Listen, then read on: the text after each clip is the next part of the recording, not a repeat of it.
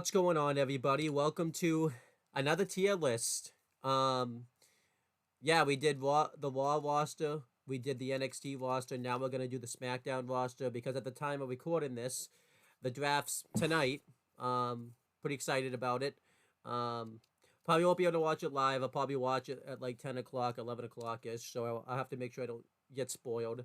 I don't know when you'll see this video because by the time you probably see this video, at least night one of the draft would have already happened. So, um, we'll see what happens. But I'm on the Birdman Finch, and I'm here with.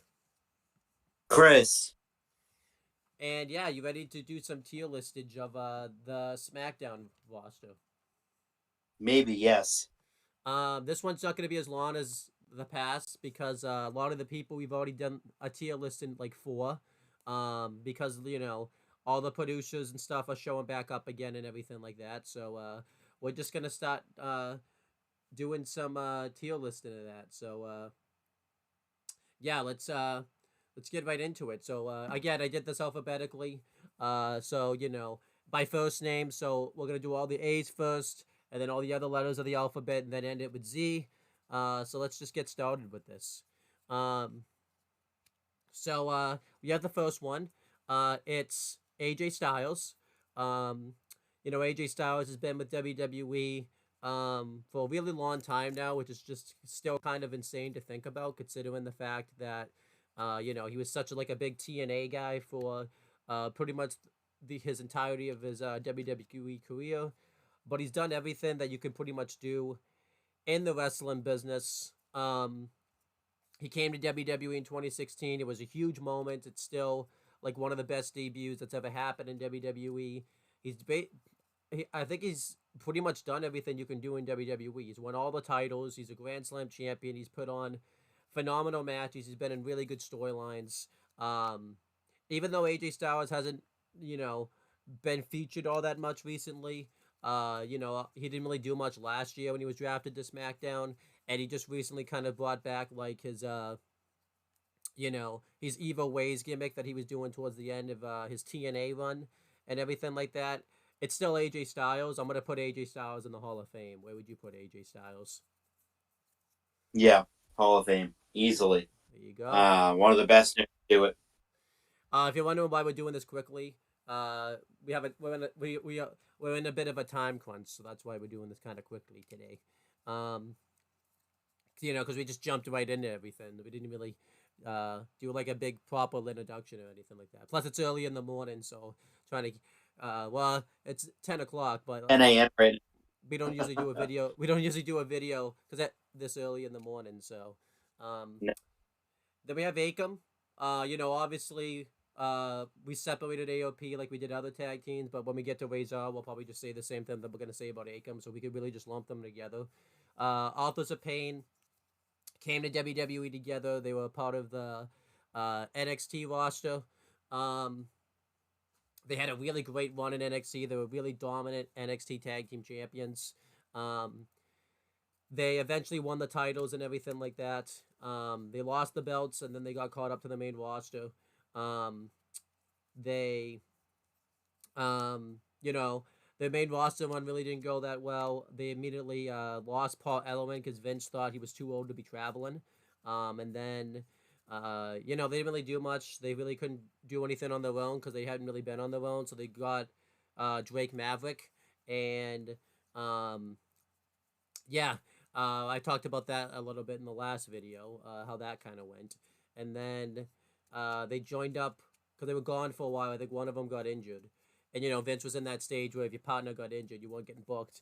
And then they joined up with Seth Rollins' I forget what his name, but like his like disciples faction that he was doing for a while. And then Yeah, they didn't really have a name.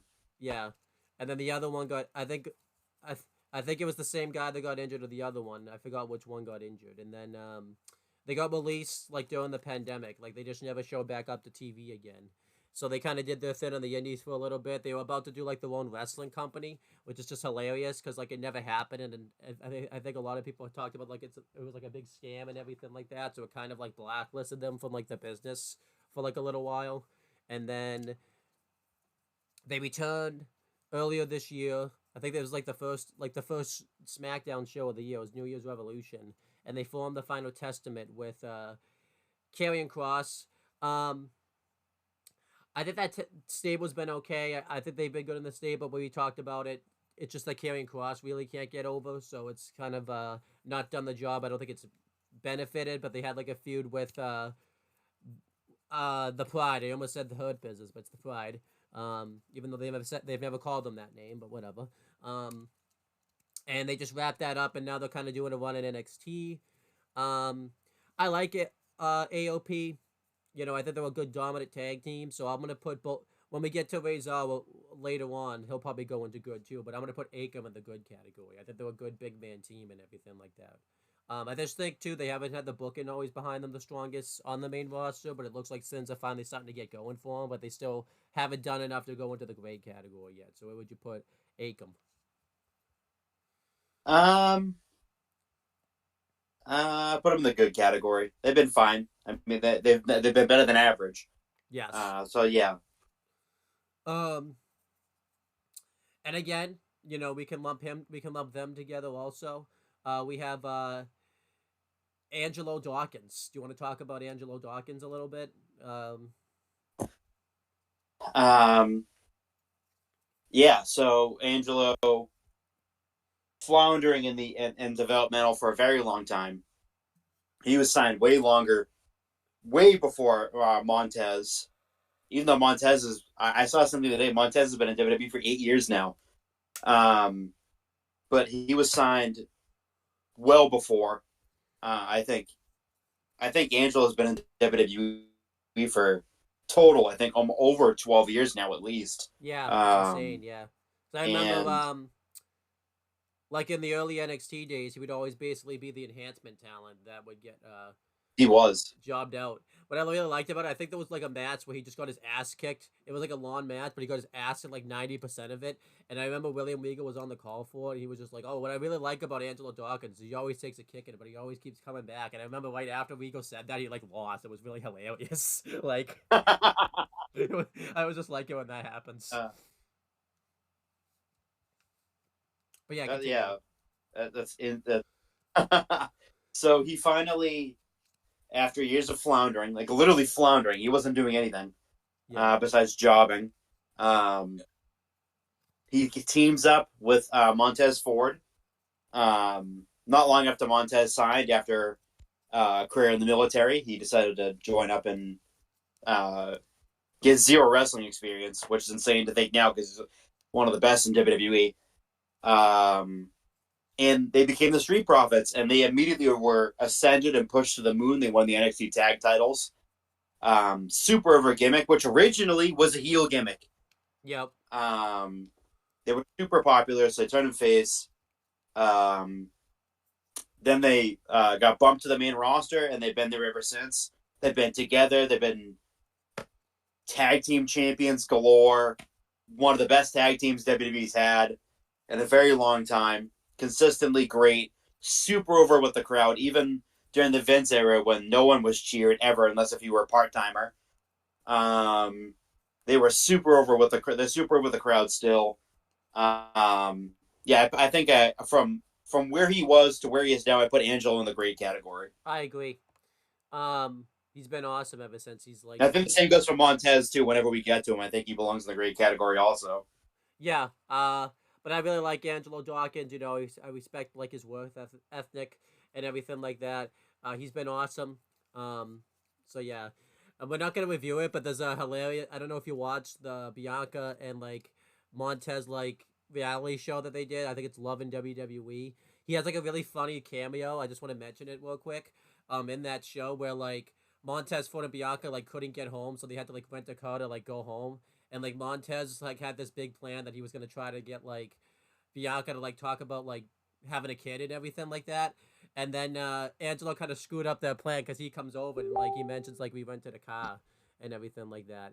And like basically Angelo Dawkins like yeah, okay. But yeah, Angelo Dawkins kind of ruins the whole plan because he basically like invites himself to like go drive with him. Like he doesn't like um they don't offer for him to go. He just invites himself, and he like basically like screwed up like Montez's whole plan to talk about pregnancies, which was just hilarious. Like, just like they didn't offer for him to go. He's just like, yeah, I'm going. So yeah, he went. That's hilarious. Um, so yeah, I think Angelo Dawkins is awesome though. So obviously I don't think they've quite gone like most members of the Street Profits have quite gone to Hall of Fame. Even though they've won, I think they're the first team. Um, no, they're not the first team, but they're like one of the first teams to become. Is that yeah? Of course, I They think they're the first were team. They were like they were like one of well, the first teams Raw to and SmackDown champions. yeah, and NXT. That's what I'm saying. The first team to win all three NXT, yeah. titles, but it The wasn't. trifecta. But it wasn't them. It was Revival actually because they hadn't won SmackDown yet. Well, they didn't really win the SmackDown ones. They traded with the New Day, but that was just. I'm glad that's Yeah, not they happening again.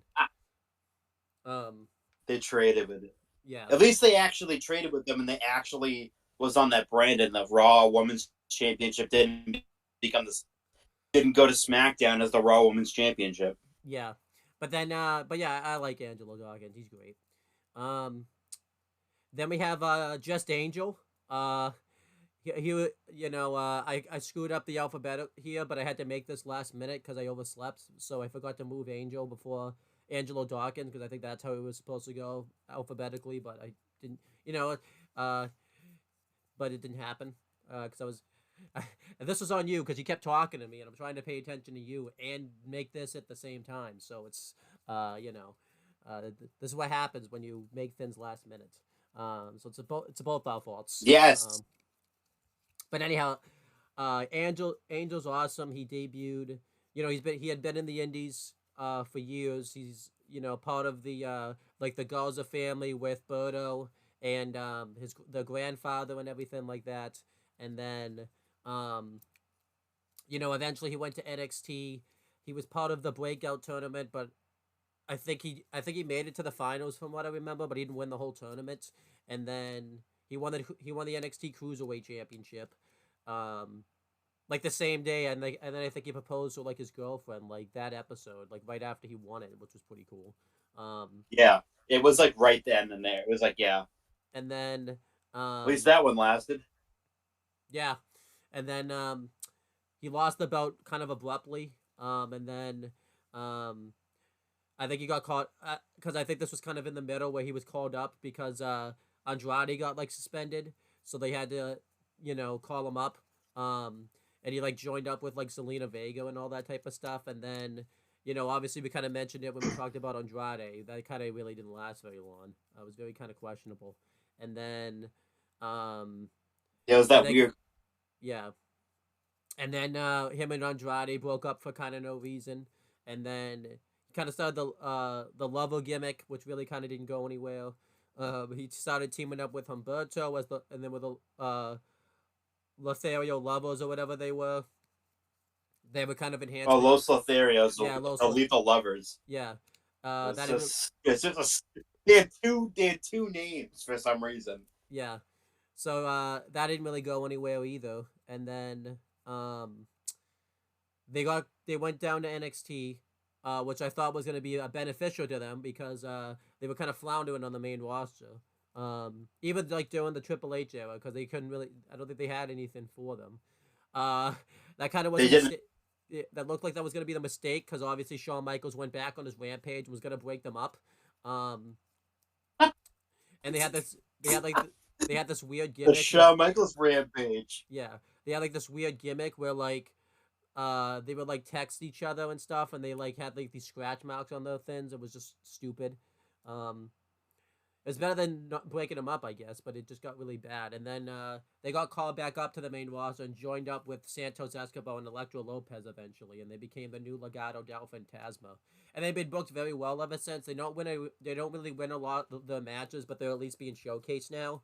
I'm gonna put Angel in the good category. I don't think I'll quite put him in the great category because I don't think the booking has really been behind him. If he had been booked like the way he was, yeah. If he had been booked like the way he was in NXT, I think I probably would have been the great category. And again, maybe Bird. I don't know how we'll think about Birdo because that's a different circumstance where they haven't teamed like together like the Street Profits and AOP have like the whole WWE career. So we'll talk about that later. Then we have Ashante the Adonis. Um, yeah, obviously he's been with WWE for a little bit. He was Tahuti Miles originally. He started off in 205 Live. But this was kind of during the pandemic era and kind of towards the later stages of 205 Live when nobody really watched it anymore. Because it like merged with NXT and there was really no point to having 205 Live by that point. Then they changed his name randomly to Ashante the Adonis. And he joined up with Isaiah Swerve Scott, Top Dollar, and BFAB, and they became Hit Row, which was a pretty awesome faction in NXT. Then they got caught up during the draft. The release immediately, like for no reason, which was a Vince decision that benefited AEW and kind of hurt WWE, at least in the short term, anyways. But it took one man to get that, to turn that around. And then Hitwell got rehired during the Triple H era, like in the very beginning. But you could definitely tell they were going to struggle without Swerve Strickland because they didn't have Swerve because he'd already signed with AEW. And they struggled big time without Swerve. They went heel randomly for no reason. And then. Oh, because Top Dollar had a dive of the top rope that Michael Cole was making fun of him for it, so yeah, they turned him heel, I guess. a It cool was thing. really just one day it was really bizarre. And I mean, they weren't really over either, so yeah, a cool thing for them is they got to be like a part of like the last thing Bray Wyatt did like on TV before he passed because I think the last thing Bray Wyatt did was when him and Uncle Howdy like attacked Hit Row, so that's pretty cool for them. But then Top Dollar got released, so Hit Row kind of obviously broke up, and then BFAB kind of went on to join Bobby Lashley's faction. So Ashante the Adonis was kind of stuck, just twirling his thumbs pretty much. It looked like they were gonna team up him with Cedric Alexander. They still could do that, but they haven't done anything like with it since then. I think mainly because when they started doing that, um, you know, it was kind of when like WrestleMania was going on and like all the segments had to get cut. maybe Uh, poster. yeah, but I'm gonna put Ashante the Adonis in the average category. I just don't think the booking's been behind him, and I think he's been a lot. I think the Hit Row faction did a lot of damage to him because he's actually pretty talented. It's just you wouldn't know it because he's never really got to showcase his talents. But like, if you've watched the segments that he's done with Cedric, they've been pretty entertaining. So I'm gonna put Ashante the Adonis in the average category. Would you put Ashante the I would Adonis? agree. I put him in the average category. Ashante, talented, very very talented. It's just he never gets to show it because he's never in a position to show it. Um, Hit Row was perfect for Swerve, and that was it. Yeah. Kind of it made him ascend a little bit, and then once he was gone, they brought back Hit Row. It just kind of once they lost the main piece, everything died. Yeah. And it's kind of cool for them to be a part of Bray Wyatt's final television appearance. I know AJ has talked about that. AJ Francis has talked about how special that was for him. And it's a cool moment for all of them. Honestly, like to be a part of that. But in terms of like Yeah.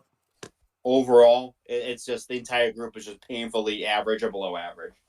I still think something that's like After wicked. Swerve.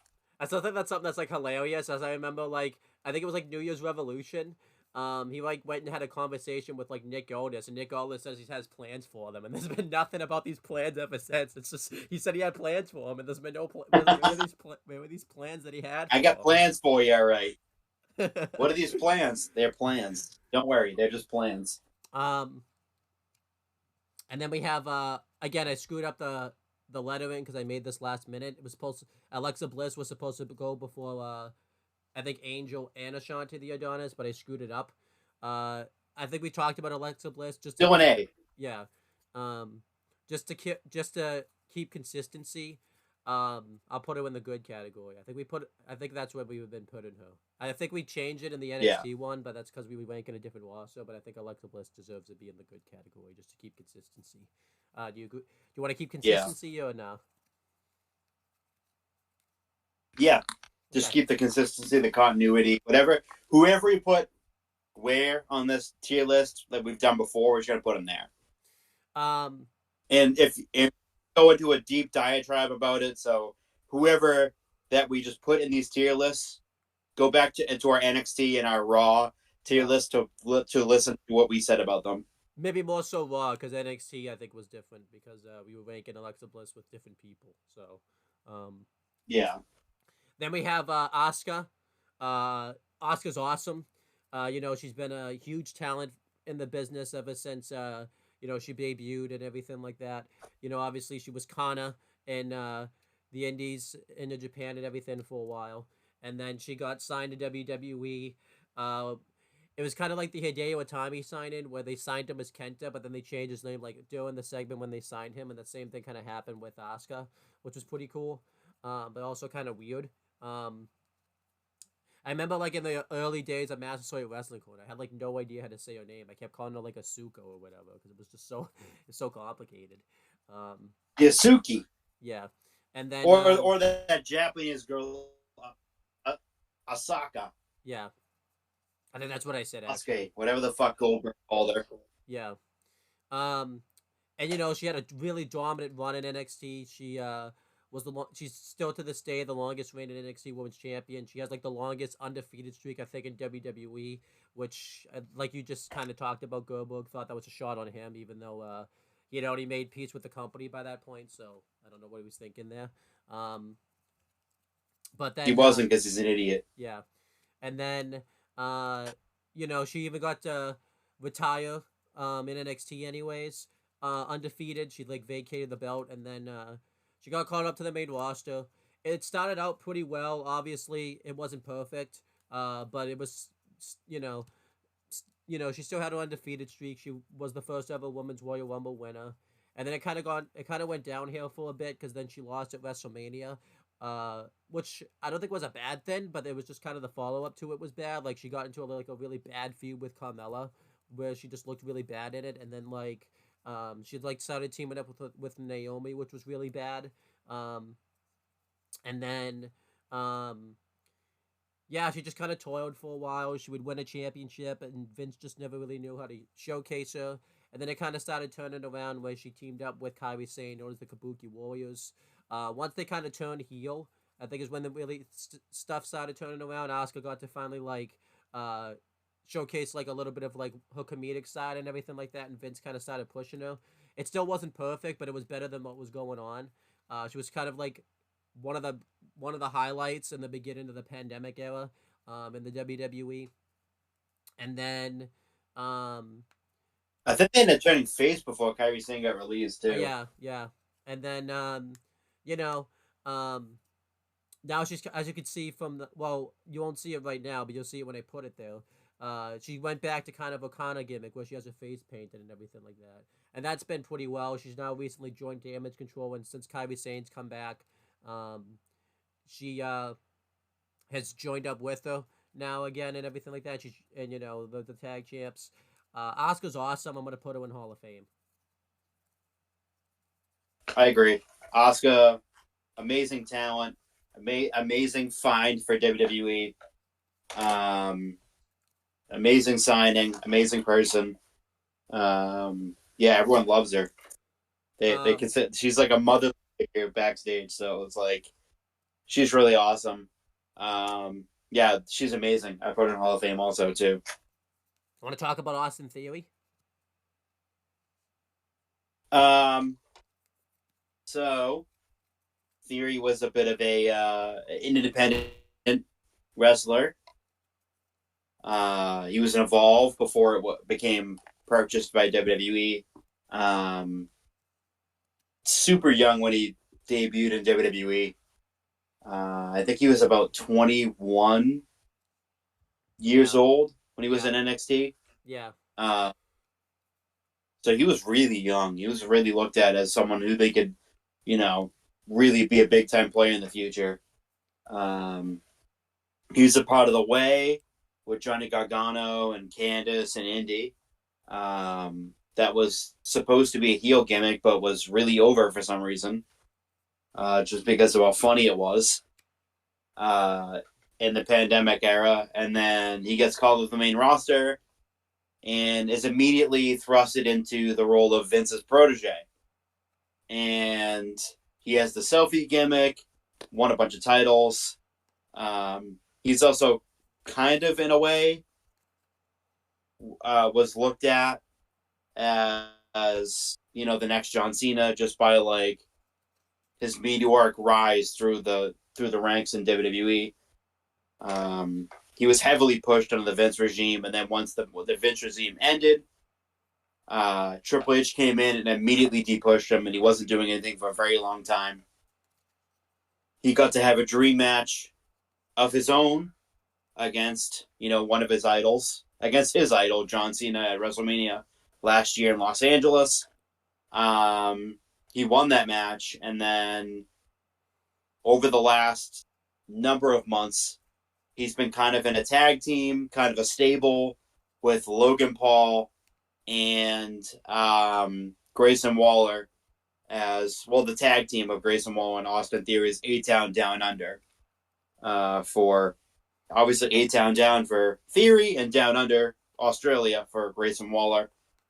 They recently just won the WWE Tag Team Championships at WrestleMania, then known as the Smackdown Tag Team Championships. But yeah, overall, I think Theory got heavily pushed in the beginning, really de-pushed in the middle, and has been kind of back on the ascend again. I put him in the good category just because of he's for me he's borderline, but that middle was like rock bottom in the middle. Yeah, I agree. If he had just been consistently booked, he'd be in the great category. Yeah. Again, it's not like Triple H didn't push him because but like it kind of got bad for him a little bit because he still had the briefcase, and I think Triple H wanted to get rid of the briefcase because he like had it like at the end of the Vince era, and you know Triple H didn't want him to cash in on Roman, I guess, so he cashed in on the U.S. title. So it just that's kind of like where it went bad for him. It looked like he was gonna recover from it, but then you know, in hindsight, the promo by Cena that he did when he was in Boston kind of did a lot of damage to him. And then the match at WrestleMania wasn't exciting, and then it didn't really feel like he benefited from the win by Cena at WrestleMania. If you watch like old Aftershock episodes, like after that happened, Chris and I even like forgot that match even happened like most weeks when we talk about it too. Like it's like it didn't. It's like the match with Cena never even happened for him. Like his career didn't change or anything like that. So it didn't.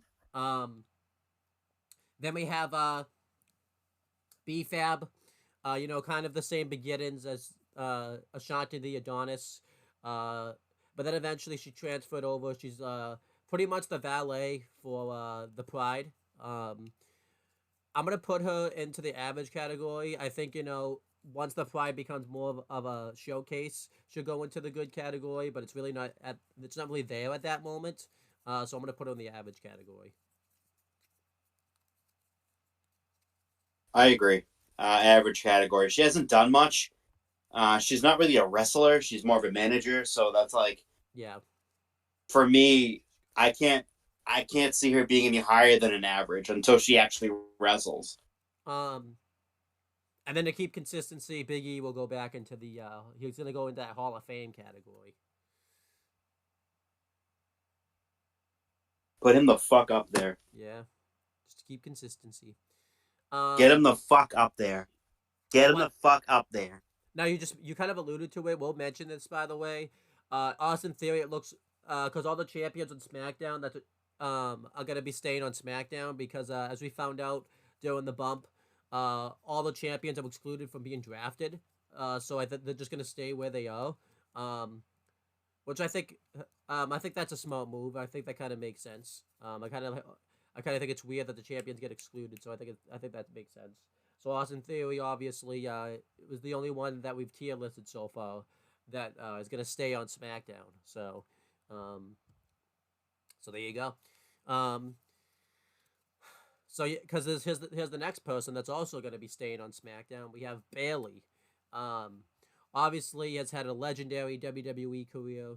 You know, she was part of the original Four Horsewomen of NXT with Charlotte, Sasha, and Becky. And then, um, you know, she had a really great rise to the NXT Women's Championship, had a really great NXT Women's title reign. And then once that kind of ended, she got caught up to the main roster. It started off okay. She kind of got called up at like a bad time in terms of like, because it was like in the middle of Charlotte and Sasha's feud, and this was kind of like the time period when Charlotte, like, they would always like have her lose the belt, and then because they wanted her to keep a like pay-per-view streak that no one cared about, she would always win it back. And like they kind of screwed up her title reign a little bit, the first Raw Women's title reign, because she didn't even win the belt at WrestleMania like she should have. She just won it on Raw for no reason and then just kept it. Um, and you know, for like a while there, she was booked really terribly. I would say from like Payback 2017 until like maybe she turned heel. Like her babyface one really flopped on the main roster, mainly because of the booking, which could cause a lot of the fans to turn on her and everything like that.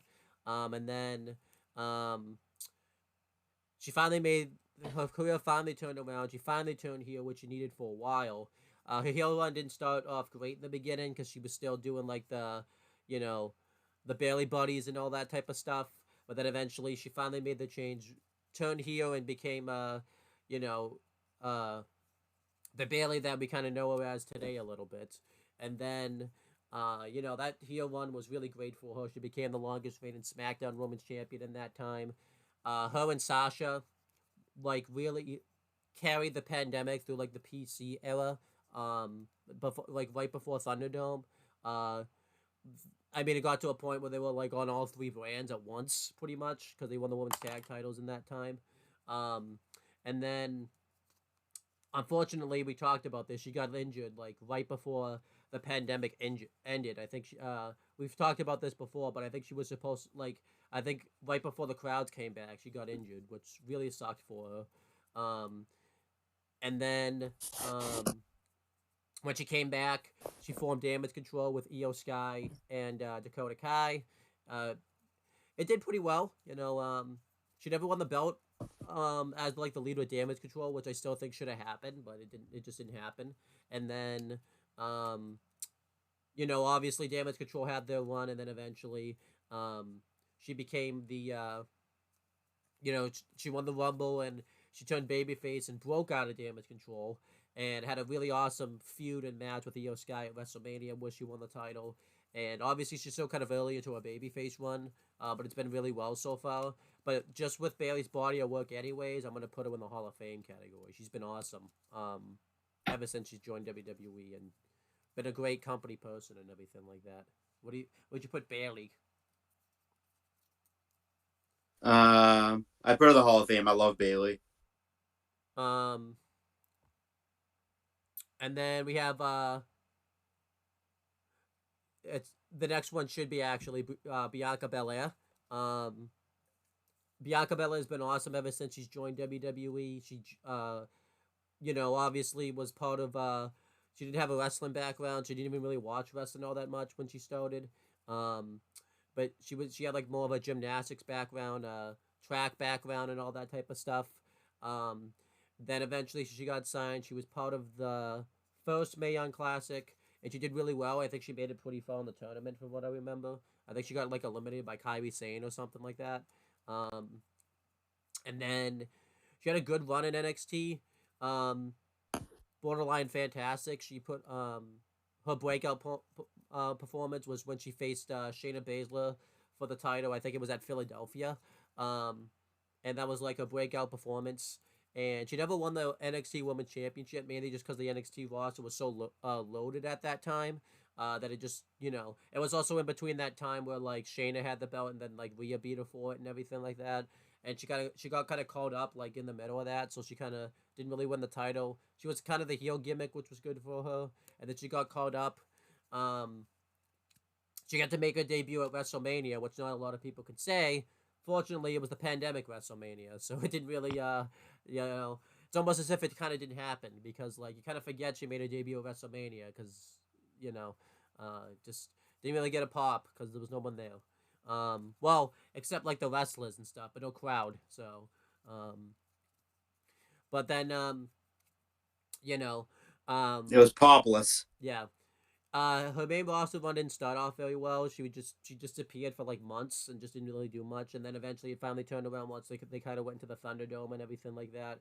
She won the Women's Royal Rumble. She got to be part of like the first ever all African American woman main event um, at WrestleMania with Sasha Banks, which was just fantastic. And then she had a really great SmackDown Women's title run. Um, and she just basically like been putting on really great performances at WrestleMania, whether that was and just having great feuds, whether that was with Becky, um, her team up with Jade Cargill is working out very well. She's like the longest reigning um, modern day women's champion like reign. She has that going for her. I'm putting Bianca Belair into that Hall of Fame. Where would you put Bianca Belair? I agree, 1,000% agree. Yes. It's been awesome. Billy Kidman, I think we put him into the great category last time, so we'll just put him back there. Yeah. And then Bo Dallas, I think we also put him into the great category last time. Yeah. So yeah, you go. Just get into greats. Then we have Bobby Lashley. He's been with WWE and just in the business for a really long time. Obviously, he was like meant to be like a big Vince project, which really didn't get over. It was kind of like the next muscled up John Cena type of thing, but it just never really worked. He was meant. They put him in ECW. He was meant to be like the face of that brand, and that flopped miserably. Um, and then, when he got drafted to Raw, um, he got injured pretty much immediately, and then just left the company kind of quietly. And then he went to TNA, and his first TNA run really didn't go very well. He really seemed like he wanted to be there, and he kind of went to the MMA fighting world kind of shortly after that. And then when he came back, that's kind of like when his wrestling career like really turned around. He kind of became the Bobby Lashley that we saw like do maybe not now, but like during the Hurt Business days. He teamed up with MVP. He won the world championship a bunch, and he was just really good. I mean, unfortunately, it was kind of like during like that time where like TNA really wasn't very popular. So like no one really kind of knew about his run. It's kind of like if a tree falls in the woods and no one's around to hear it, type of thing. Um,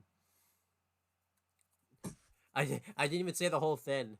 I forgot to say doesn't make a sound. That's a big thing you're supposed to say right there. Like so I guess a tree doesn't make a sound if you don't say that part. You don't ask the question. So um, but then then eventually once his TNA run kind of wrapped up because he had kind of done everything that he could do at that point, he came back to WWE. His run started off very badly.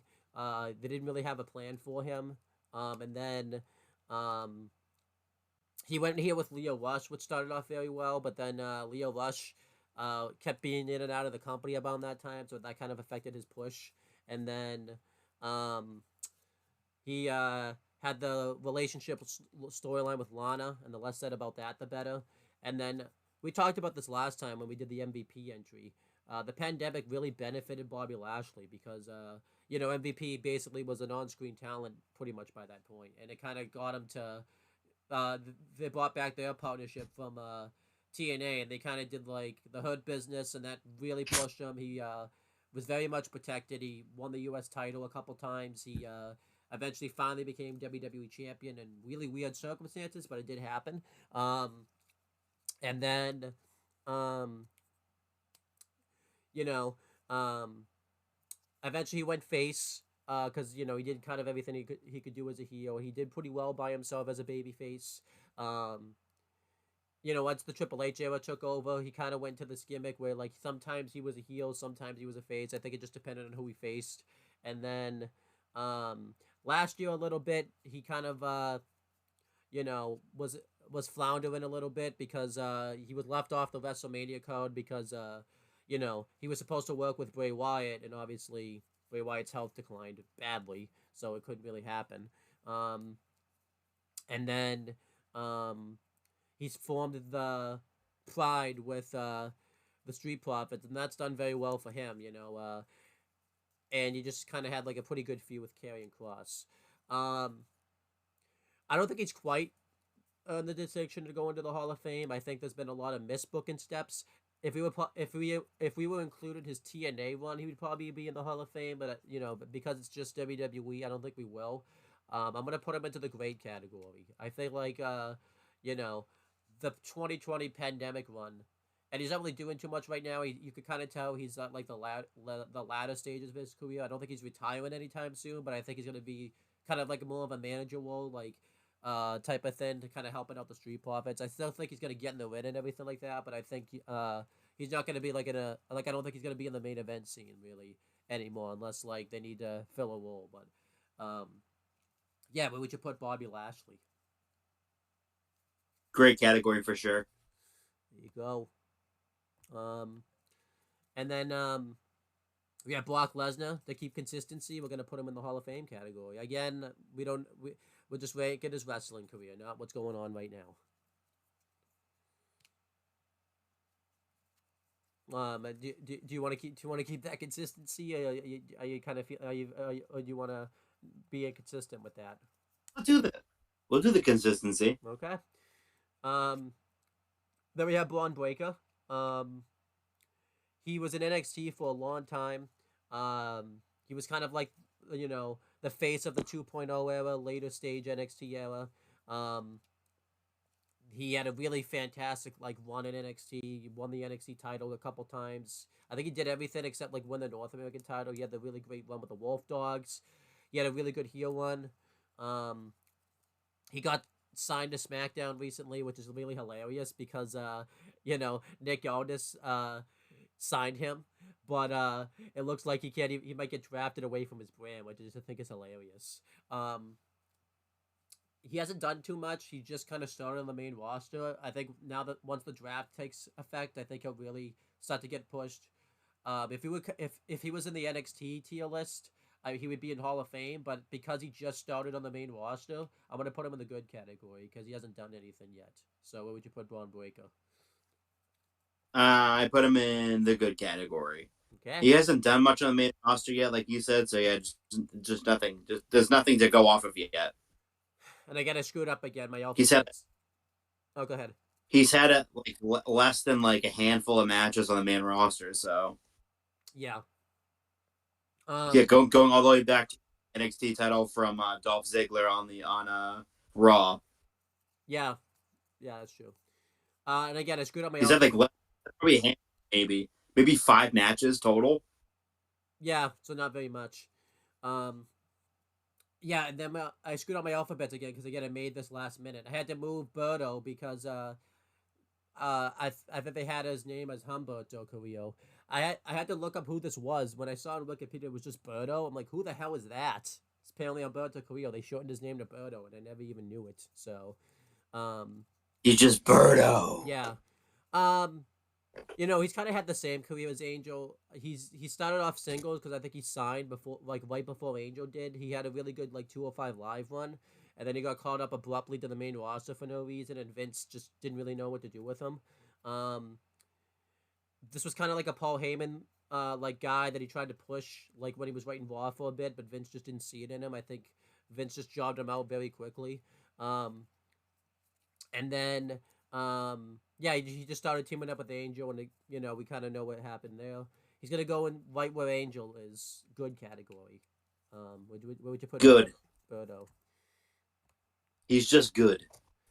And then to keep consistency, we'll put Bruce Pritchard right back into the Hall of Fame. Yes. Okay. Consistency matters. And then we have Carlito.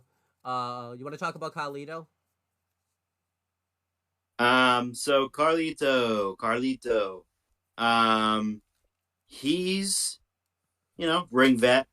longtime WWE superstar between two separate stints, tag team champion, um, member of the LWO now, not for very much longer probably. Um, but yeah, like he made his return to WWE.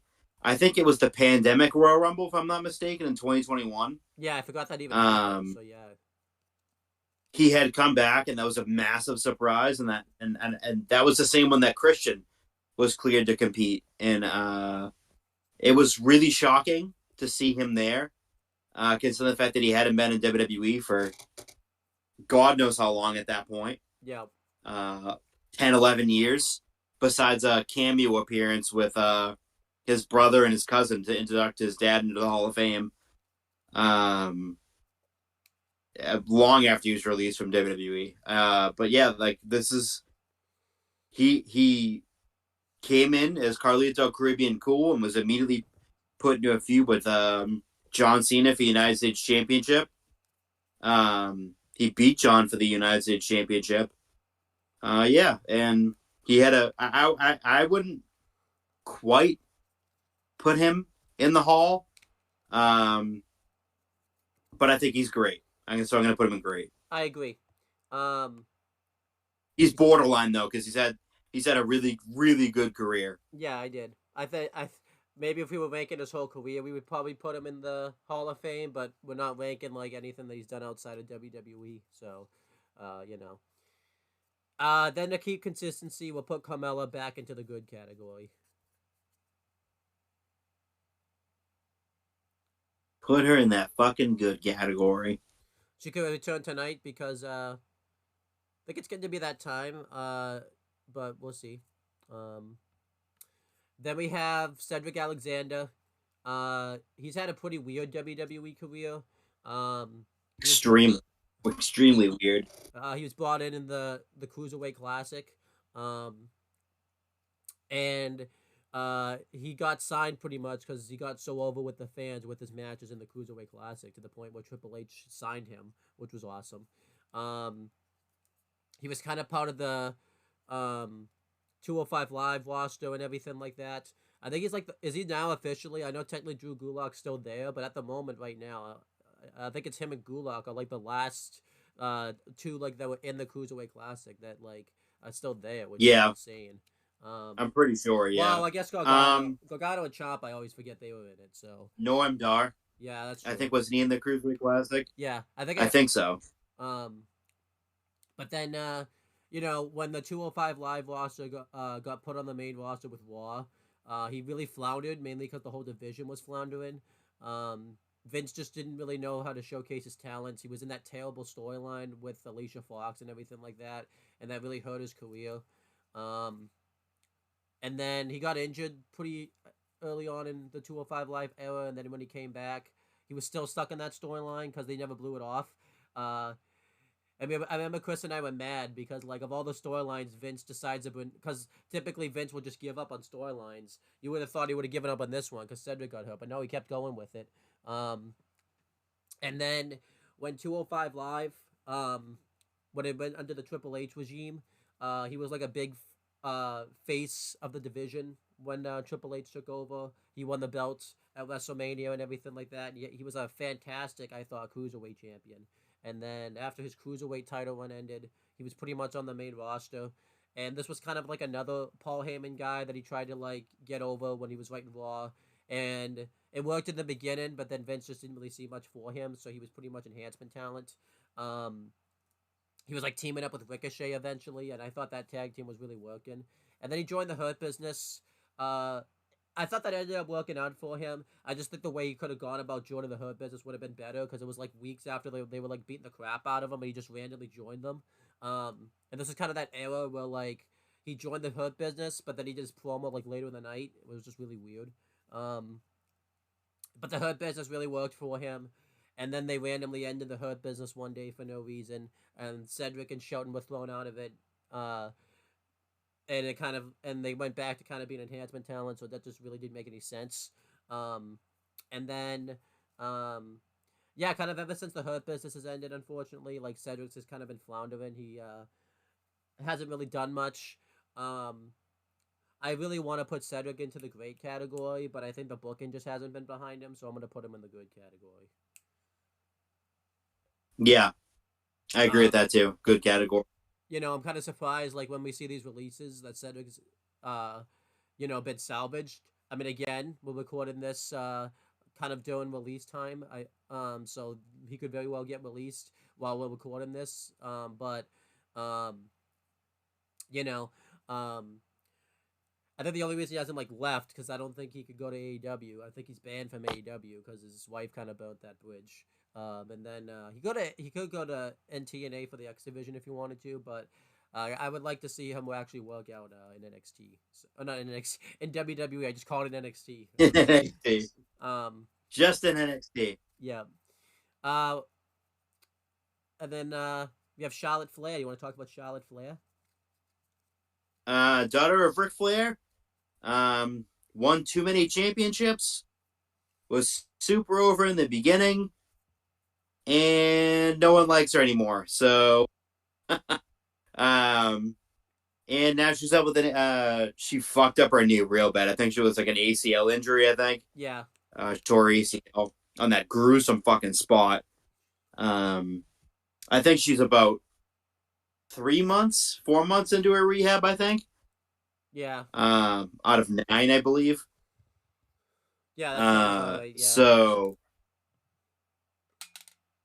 but she's had an incredible run. Whether people have liked it or not, I haven't liked it at times. I've loved it at other times. She was a really great heel champion. She can work either as a heel or as a babyface. But she's better suited as a heel. She was a face right now in this current run. But she's Hall of Fame. Absolutely Hall of Fame.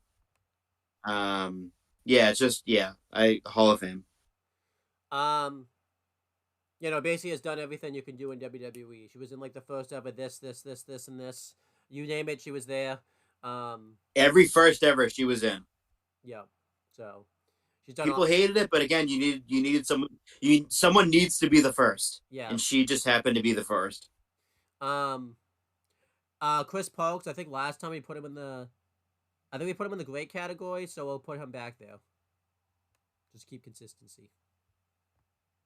Consistency is key. We might be sitting here for a while. Cody Rhodes. Cody Rhodes. Okay. But I told Owen I wouldn't do the same thing I did for Punk. That was about 35 minutes. I'll say this about Cody.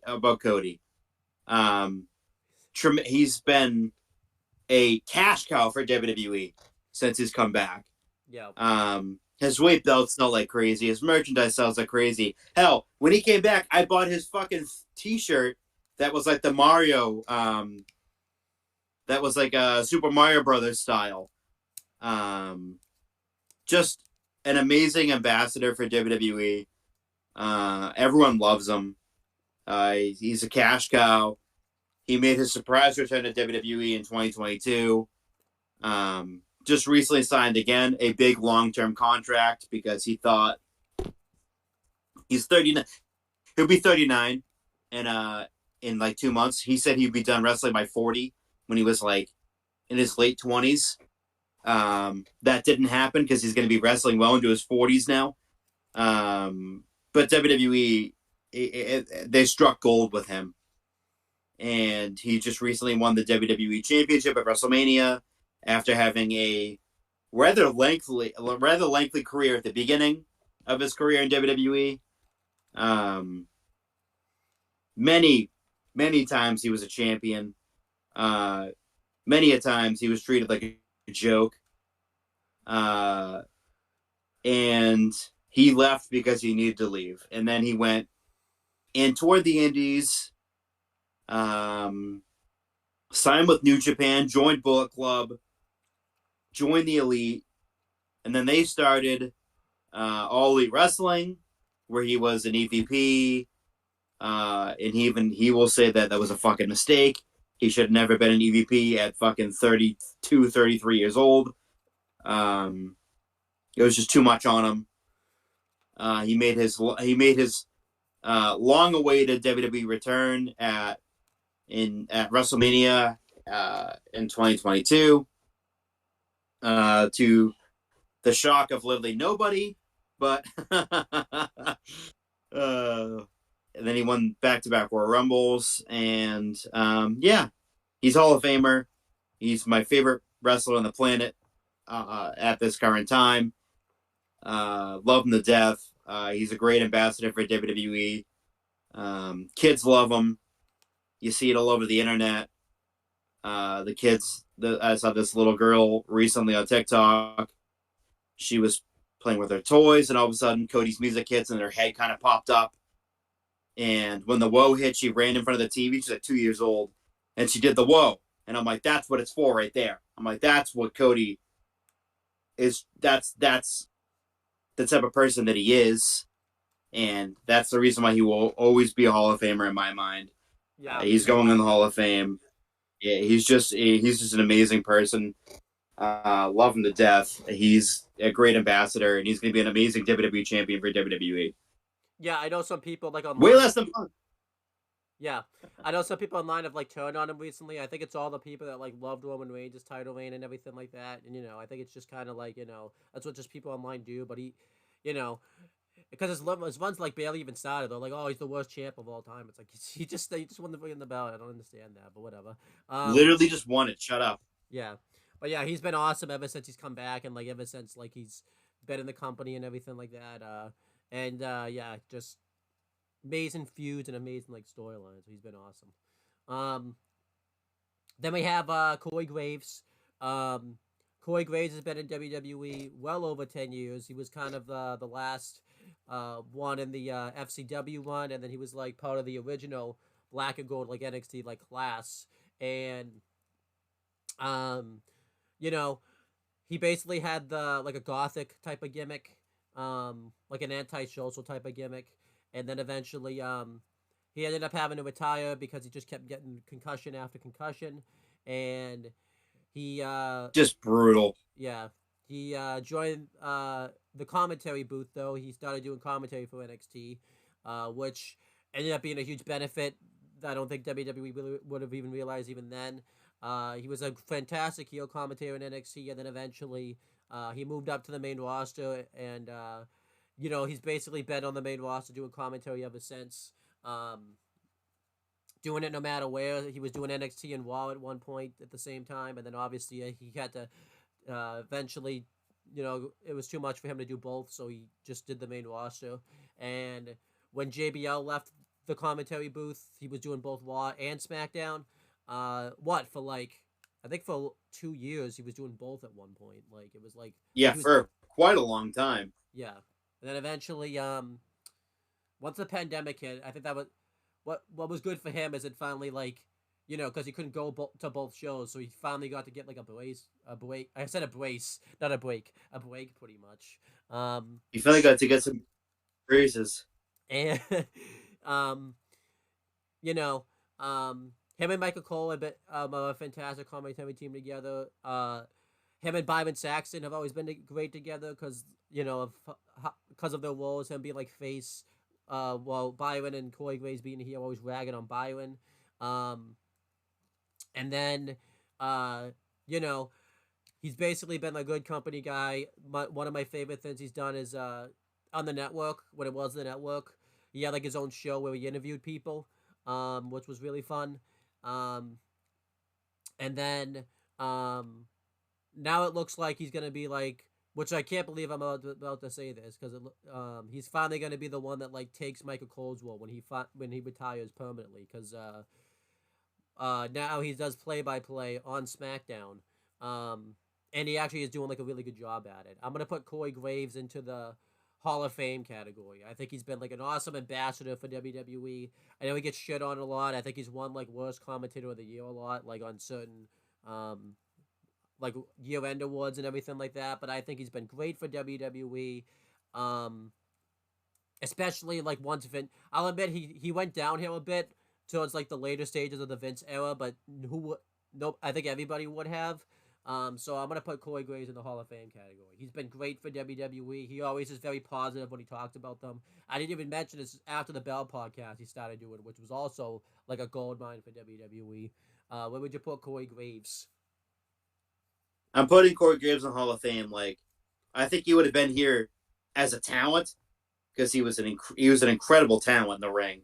Yeah, Um, just go back and on Peacock or wherever and watch his run in in NXT, and you'll see what I'm talking about. This dude was amazing, great. He had a potential to be one of the top heels in the business, and it just concussions really ruined that.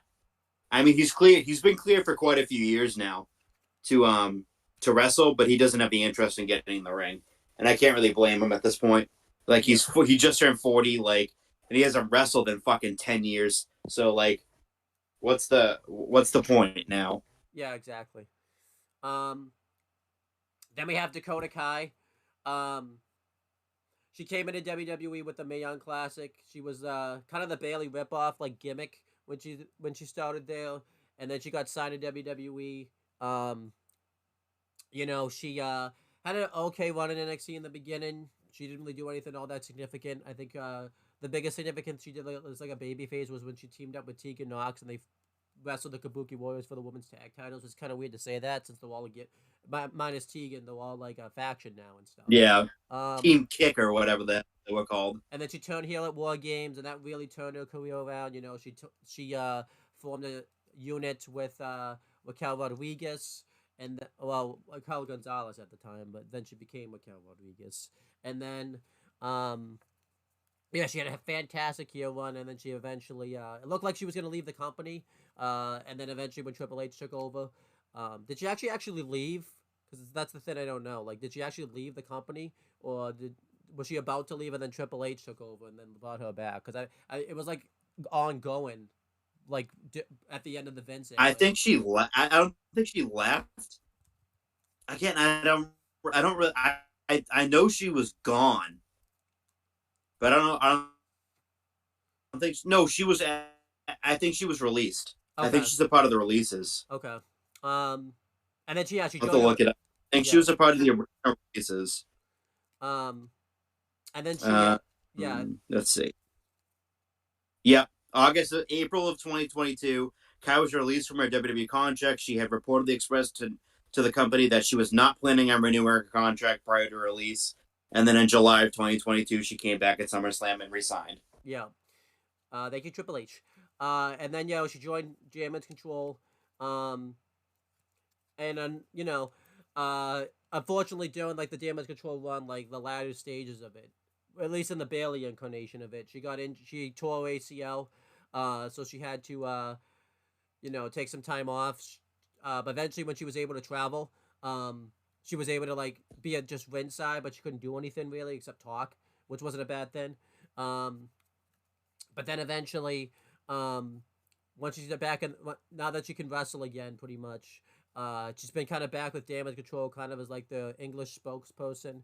Um, I wouldn't quite put her into the great category. I think she still has a long way to go with her WWE career, but I'm gonna put her in the good category. I think had she not gotten hurt so many times and everything like that, she'd Yeah, probably be in great right now. But I think I'll just put her into the good category. I think so too. She's in the good category.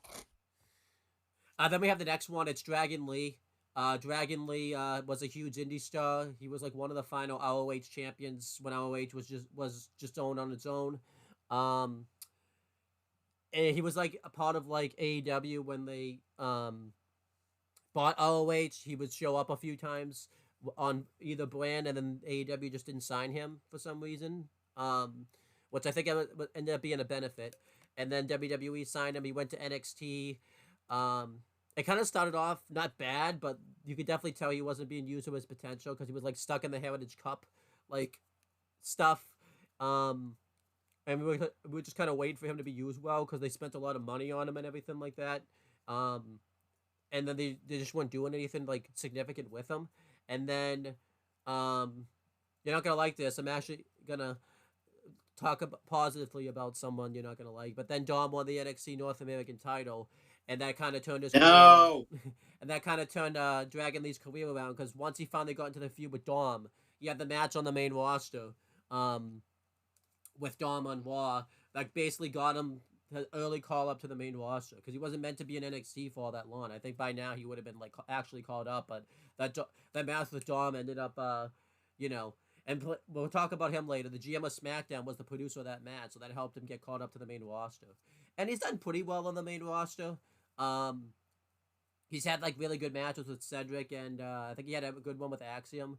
He was kind of he just recently joined the LWO, but he kind of got taken out, so he couldn't be at WrestleMania by Totally Carlito because he's not wearing his LWO merch anymore. Um, but then I think he had to go By back to totally Carlito.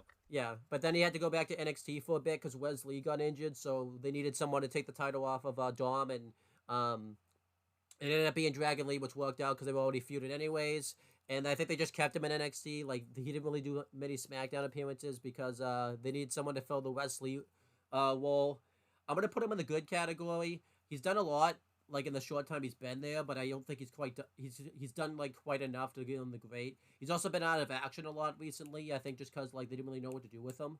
And plus, there's been a lot going on. It seems like he's kind of starting to get back into the swing of things, but I'm going to put Dragon Lee into the good category. Plus, when he comes out, you just feel like everything's going to be fine, and that's just awesome. What would you put Dragon Lee? I think Dragon Lee belongs in the good category so far, at least. Yeah. Um. Then we have He has room to grow. yeah. Then we have Ed Krosky. You could tell his picture's not there because I couldn't find his picture, but he's like the lead writer for SmackDown. He's been doing awesome work with how awesome SmackDown's been. I'm gonna put him in Hall of Fame. He's been really doing great work as writer with SmackDown. Where would you put Ed Krosky? Yeah, Ed Koski. A lot of these fucking writers and stuff have been doing a great job. Does he go in Hall of Fame or no? Yes. Um, then Electra Lopez. Trash.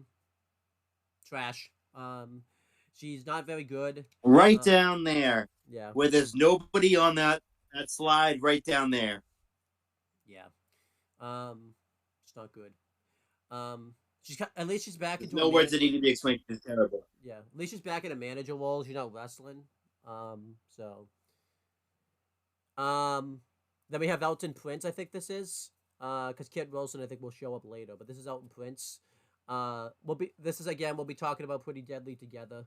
I actually really like Pretty Deadly now. Originally, when they formed in NXT UK and NXT, I really didn't like them very much. They were just kind of too goofy, I thought.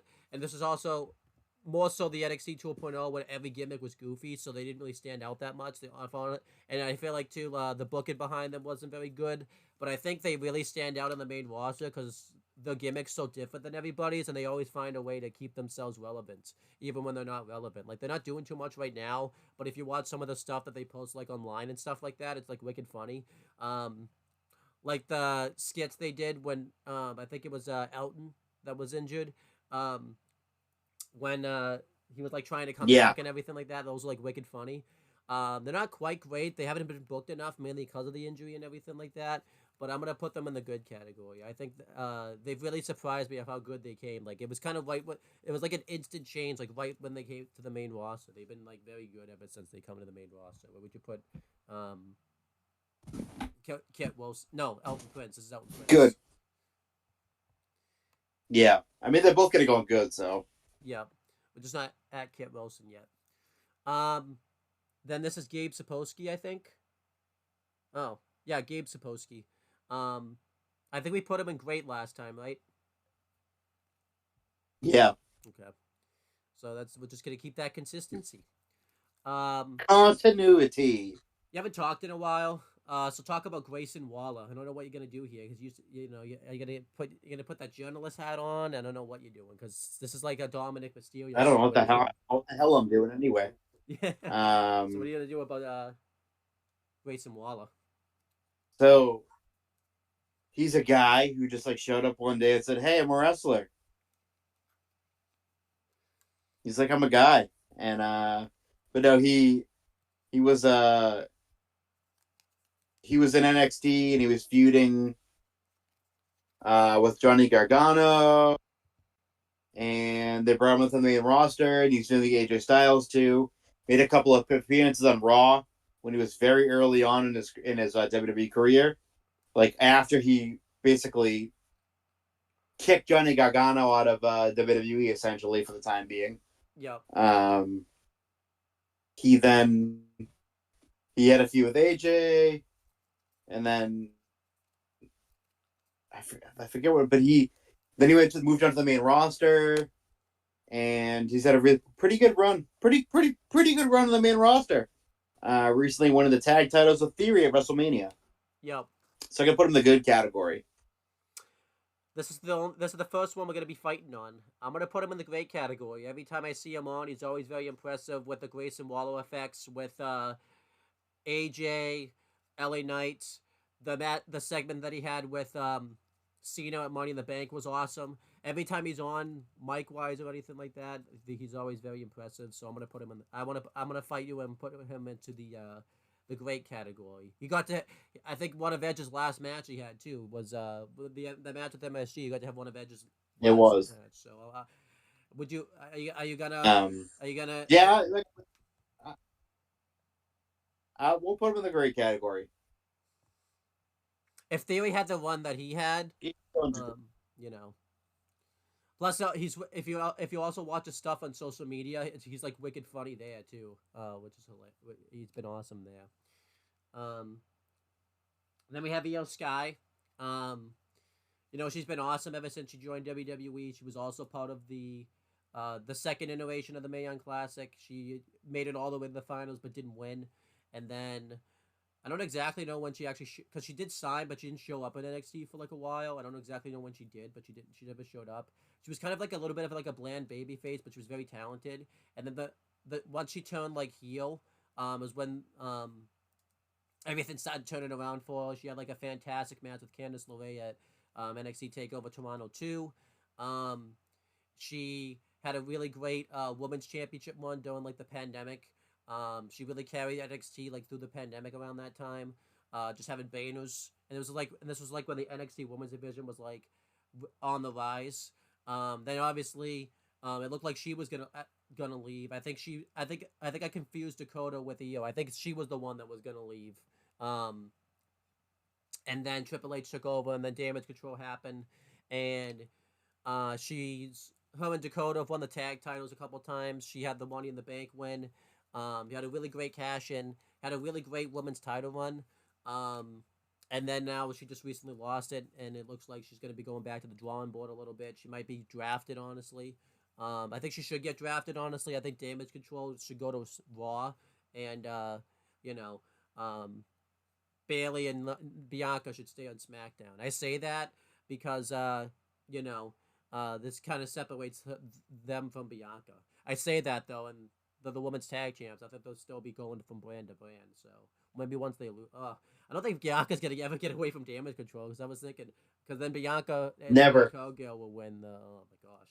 But I'm gonna put her into the Hall of Fame. I think she's really done a lot in her WWE career.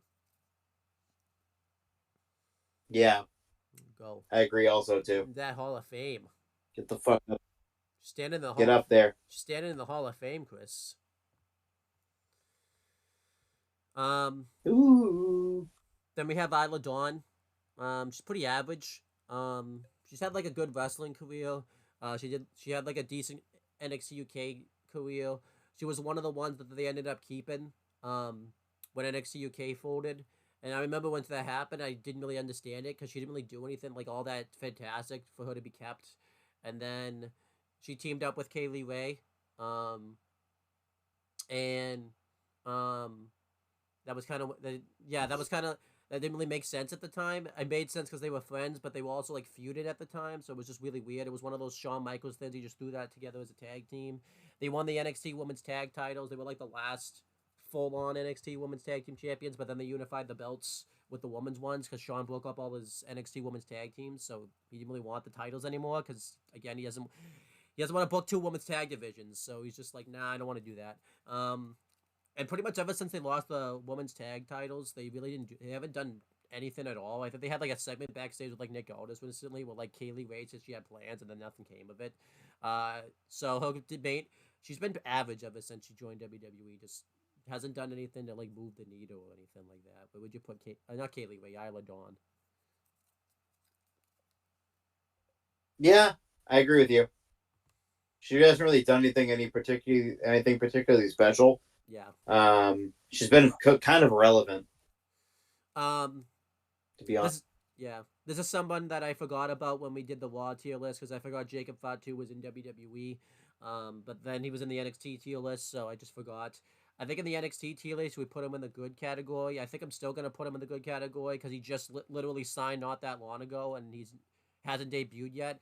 But you know, with what's going on in WWE right now, you could definitely tell there's a big plan for him. So I'm still gonna put him in the good though, just because he hasn't shown up yet. I agree. Yeah, he should be in the good. Um, and then we have Jay Cargill. She just signed with WWE recently. Um, you know, she showed up back. I think she signed back in October, and then um, you know, they really did a good job hyping her up. She, you know, was training at the PC, but they always kept talking about her. She had a really good performance in the Royal Rumble match. Um, and now she's actually full. Now she's pretty much full time with WWE. Now she just had her first match at WrestleMania, and she's kind of been teaming with Bianca recently. Um, Even though she hasn't done all that much, just because of the hype they've been putting around her, and she's kind of living up to that hype, and it looks like they have big plans for her. I'm gonna put her into the great category. Put in the great category too. All right, then we have a couple producers. I think Jason Jordan we put into the great category last time because he's just a great producer. So that's great. So we should put him there. Yeah, just put him in there. Just get him the fuck in there. And again, I think Joey Borash we put in the Hall of Fame last time, so we'll just put him back there.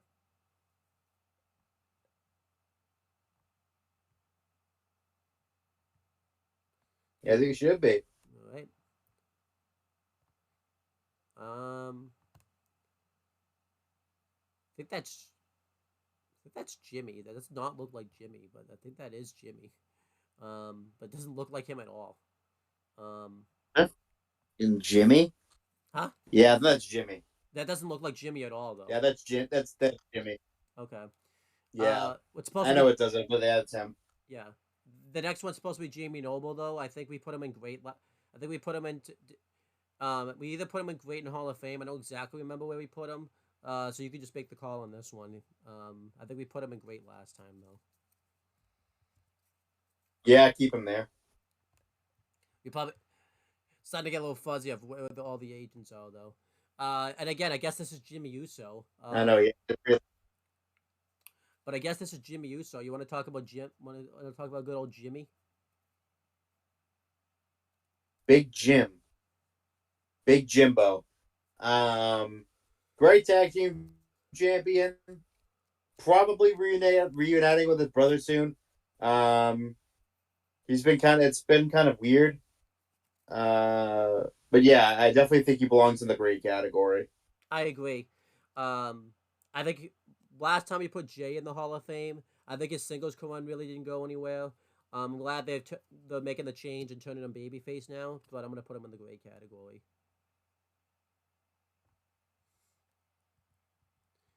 John Cena goes into the Hall of Fame to keep consistency. Get his ass up there. Then we have Joaquin Wild. Um, Obviously, he's been with a wrestler for a long time. He was in TNA as Zima Ion, then eventually DJZ. He was a really good X Division champion the first time he had it. And then he left TNA in 2016, 2017-ish. He kind of did the indies for a bit. And then he signed with WWE 2018, 2019. He was part of the breakout tournament. And he really didn't do much in the beginning. He was kind of part of that 205 Live roster.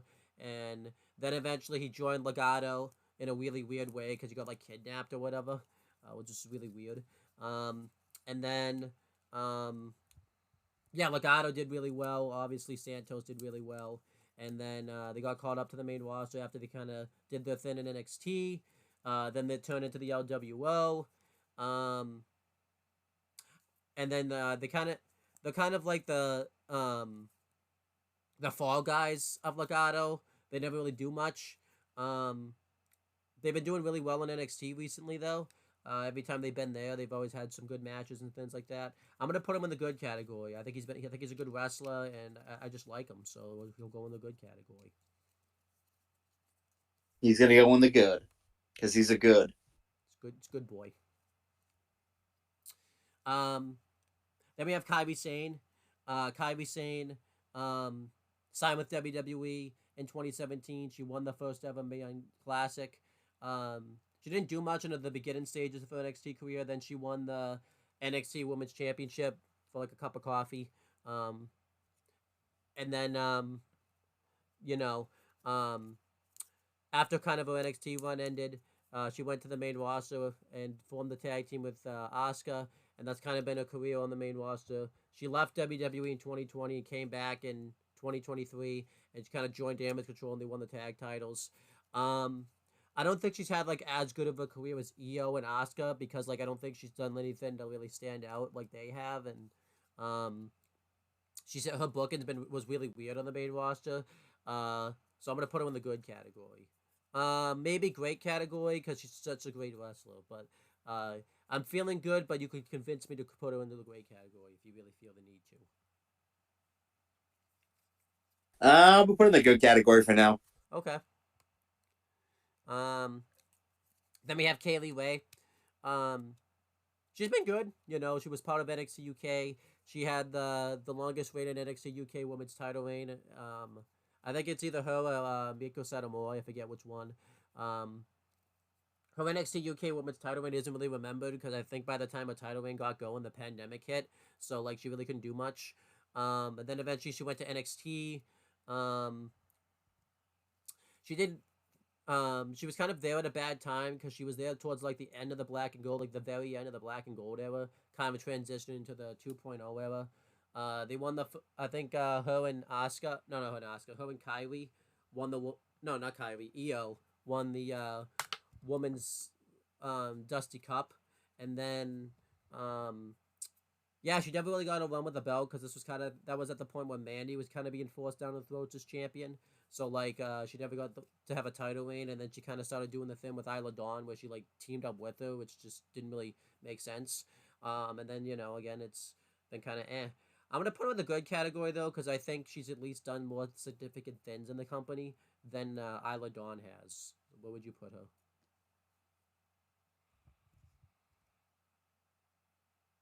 Um, the good category Okay. Then we have Machine Gun because I Carl think I think she's been really good. Yeah. Then we have Machine Gun Carl Anderson. Um, even though like he's not called that in WWE, but whatever. Um, yeah, he's been good in WWE. Obviously, he was big in the Indies and New Japan and everything like that. I think he had like a really great performance in the one of the G1s. I think it was the one that happened in 2012. I don't know which one that would have been though, because I don't keep track of the numbers. Um, and then he signed with WWE with AJ and Luke Gallows and Shinsuke Nakamura. When they all signed, they immediately made an impact when they debuted in WWE. They attacked, I think it was Roman Reigns the first night, uh, and then they started off very well as a tag team. They looked like they were going to be dominant, and then it just kind of really went downhill fast once they separated them from AJ. They were kind of left on their own devices, and Vince just never really like pushed them. Um, but it became a running joke. Any brand they would go on, AJ would like move brands, so we kept waiting for the like this club reunion to happen, and it just never happened. And then eventually it finally did happen. The It OC, never did. yeah, the OC was finally like formed, uh, at in Raw 2019. That like turned their career around for like a month. They won the Raw tag titles, and then they stupidly lost them to Seth Rollins and Braun Strowman for no reason. They just never got a rematch for them for no reason. I think they just transitioned to Robert Roode and Dolph Ziggler having the belts for no reason, so it was just stupid. Um, and then they uh, got released in 2020 for no reason. Um, which caused AJ Styles and Paul Heyman to like not really like each other. Well, more AJ not liking Paul Heyman than anything else because AJ kind of blamed Paul Heyman for not like going into bad for them, which I don't think you're going to change Vince's mind on that. I think they were getting released no matter what Heyman did. Um, which is really funny because like the last appearance was like the Boneyard match, and I think Undertaker like chokeslammed through like the roof or something. It was like something like deadly or something, which is pretty funny. They kind of did the thing on the Indies again. They had really good runs in New Japan and Impact, and doing Taka Shop Mania, just really good runs. And then they went back to WWE, which is kind of significant because like Carl Anderson was like the New Japan like never openweight champion right when he signed pretty much, and they actually let him like finish his New Japan dates, which is like something that never happened in WWE. Um, and it started off very well again, but then AJ got injured, so they didn't really know what to do with the Good Brothers when they came back. And this was also like the same time where like him and his wife were gonna have another child. Um, so like he kind of had to take time off for that. I think Luke Gallows got injured, and unfortunately, it looked like their career was going to turn around in NXT. It still could, but they kind of made a dumb decision by not having them become the number one contenders and beat Braun and Baron for the belts. I don't mind actually with Nathan Frazer beating them, but I feel like that would have really put the Good Brothers career right back on track if they were the NXT Tag Champs right now. But it just didn't happen. At least they didn't take the pin, I guess. Um, I like Cole though. I'm gonna put him in the good category. If Gallows and Anderson have been booked like killers and like the way they were supposed to be booked, um, they would probably be in the great category maybe. But that just hasn't happened. But I'm gonna put Carl Anderson in the good category. He's just a good dude. Yes, I agree. Good category. If it, like they have had a really like nice run in the first one. The second one's been like kind of bogged down due to like injuries to AJ, Carl Anderson having a kid, and Luke Gallows recently had a kid. So it's like Yeah. everything just keeps kind of getting bogged down and bogged down. But yeah, I put them in the good category. Then we have Karrion Cross. He's had a really weird WWE career. He was big in the Indies and everything like that. Then he came to NXT. I think he signed, but like he didn't debut until like the pandemic. And him debuting in the pandemic really benefited him because like you know, um, it was like kind of like a half empty arena, so his gimmick kind of really worked in the pandemic. Um, and then he was really dominant. He won the NXT championship, but unfortunately he got injured in the match, so he had to vacate it very quickly. And then when he came back, they pretty much just picked up right where they left off, put the title right back on him, and everything like that. If we just kind of ranked that, if we did this tier list then back in that time frame, we probably put him in like the Hall of Fame category, like great, because he was doing a lot in NXT. And then, um, you know, um, He just fell apart after that. yeah, Vince. Yeah,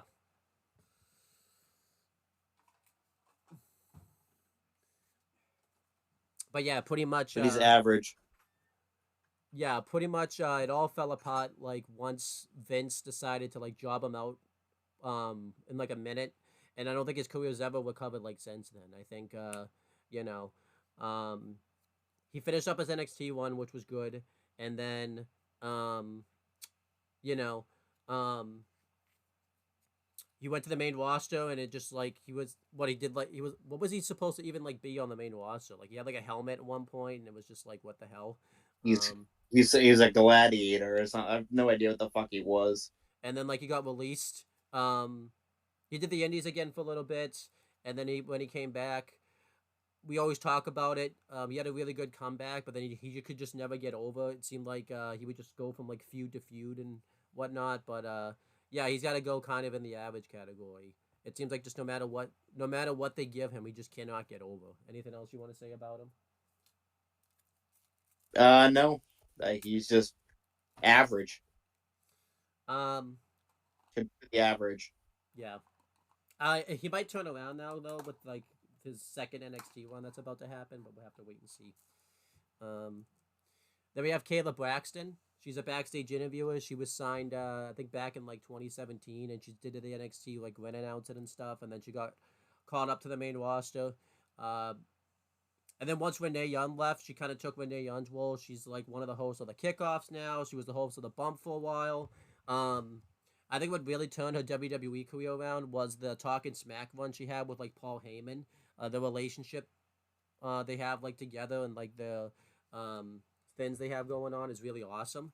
Anytime they're on screen together, she's a really good interviewer. I'm gonna put her in the great category. Yeah, I agree. Great category. Um, She's really good. um, and then I missed an interviewer by the way, so we'll just talk about him now. Byron Saxton. He's been with WWE for a long time in various roles, whether that's commentator, whether that's wrestler. He was a wrestler at one point, which they never talk about. Um, right now, he's kind of an interviewer. He's host of like the press conferences they do afterwards. Um, I'm gonna put him in the great category just with how like um, much of a company guy that he's been and everything like that. He's just you know, he hasn't been great like all the time in his roles, but like just him being around and everything like that. And he's always sometimes wicked funny. So I'm gonna put Byron Saxton in the great category. Great category. Um, He's a great man. I always feel bad The for him great because man cat. yeah, I always feel bad for him because he wants to party with the wrestlers, but they never let him party with them. They're just like Too yeah fucking bad. um, so um, then to keep consistency, I think we put Kenny Dykstra in the great category because of his age it didn't work. So he's going right in that great category. Some of these are really out of order. Again, I made this last minute. I thought someone was good with lettering in the alphabet. I guess not. I guess not. But yeah, Kenny Dykstra, is he going in the great category still to keep consistency? Yeah. Um, and then we have Kevin Owens. He's been awesome ever since he's come to WWE. He's about done everything. I think he's a Grand Slam champ now because he's won all the belts. Um, he had a great NXT run. Every time you give him a role, whether that was in the Vince era or the Triple H era, he's just really knocked it out of the park. He's just awesome. Um, he's going in the Hall of Fame. Kevin Owens just rules. Oh yeah. He Um, rules. He's a Hall of Famer. Easy. He had that awesome WWE Championship feud with Roman Reigns in yeah. the pandemic in the pandemic era Then in Kit, the Thunderdome. yeah. Um, then Kit Wilson will go into good because again, same Yeah, thing without Prince. Um, you want to talk about LA Knight because you haven't talked in a while. I was just talking, but yeah, I haven't talked in a long time. I don't talk anymore. Talkless. Well, you Um, haven't had like a big conversation in a while. It's been all yas and like yeah, get him in there type of thing. Yeah, yeah, put him there. Yeah, put him in there. yeah. Meteoric rise to the top. He really it was his career is like really weird. Yeah. Indies at first, and then WWE is Slate Randall. That was a mistake. They slapped a gimmick on him. Slate Randall is the most generic name you could give someone. I think he's talked And about then this he went on to before. The Rock. Did he have like? Did he have like heat? Didn't he have like heat backstage? Like in the early one NXT one, like everyone hated him backstage. Or am I making that up? I think they did because That's what. but like yeah. Slight Wando. And then That's he went on The awesome. Rock. I think it was called Heroes or something like that.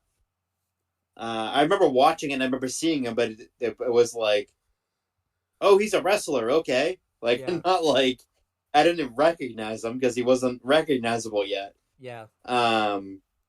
And then after that, he used that kind of fame to. Then he was in Championship Wrestling from Hollywood, is where he was for most of his career.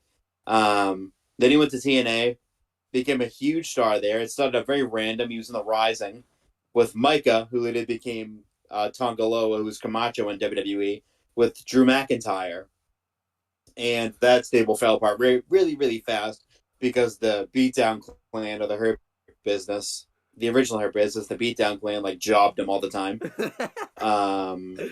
They literally never won, and then that's when LA Knight turned heel and became the Eli Drake that we knew, and went on to become very over as a heel. He was a heel for almost the entirety of his time in Impact, Yeah. until like the end, and then for like 95% of it, and then he went and signed back with WWE as LA Knight as a heel. He was at the beginning really good, and then he won the $1 Million Championship and was feuding with Cameron Grimes. And then I think it was by that fall at Halloween Havoc, he had turned face and feuded with Grayson Waller, and had a really nice face run. Was brought up to the main roster as Max Dupree, as the Maximum Male Models, or it was like Night Modeling Agency or whatever on the house show circuit for a little while, and then I mean it was kind of funny, just like because he's LA Knight's extremely hilarious, so he's like he made it work with his cadence, with the way that he talked and everything too, and he then went to he picked up the phone one day, and Triple H called him, and he's like, "Yeah, we're not firing you." Yeah, because Vince was gonna fire him. After he was going to be, he was literally expecting the call to be fired. They were literally moments away from firing him, and Triple H called him up and was like, "Yeah, we're not firing you." Like basically fought for him. And after that, he started randomly as a heel for no reason. Didn't last very long. Lasted like all of a couple of shows as a heel. I can't even tell you like the before time, he like, turned babyface. Yeah, I remember. I can't even tell you. I Like, think it was they cut a promo. Yeah. It just happened so abruptly that he turned face. Because I remember too, like we didn't even know he was like a He face. became what he says he is, which is a megastar. Yeah, but I remember. You didn't. It was very weird. Yeah, because I remember like in a past aftershock like shows, like when it was kind of going on, like he was still like heel, but like he would come out like you get like he was so over and stuff, and just kind of like thunderous reactions. Like, you and I were like, dude, this guy is legit not a heel. Like,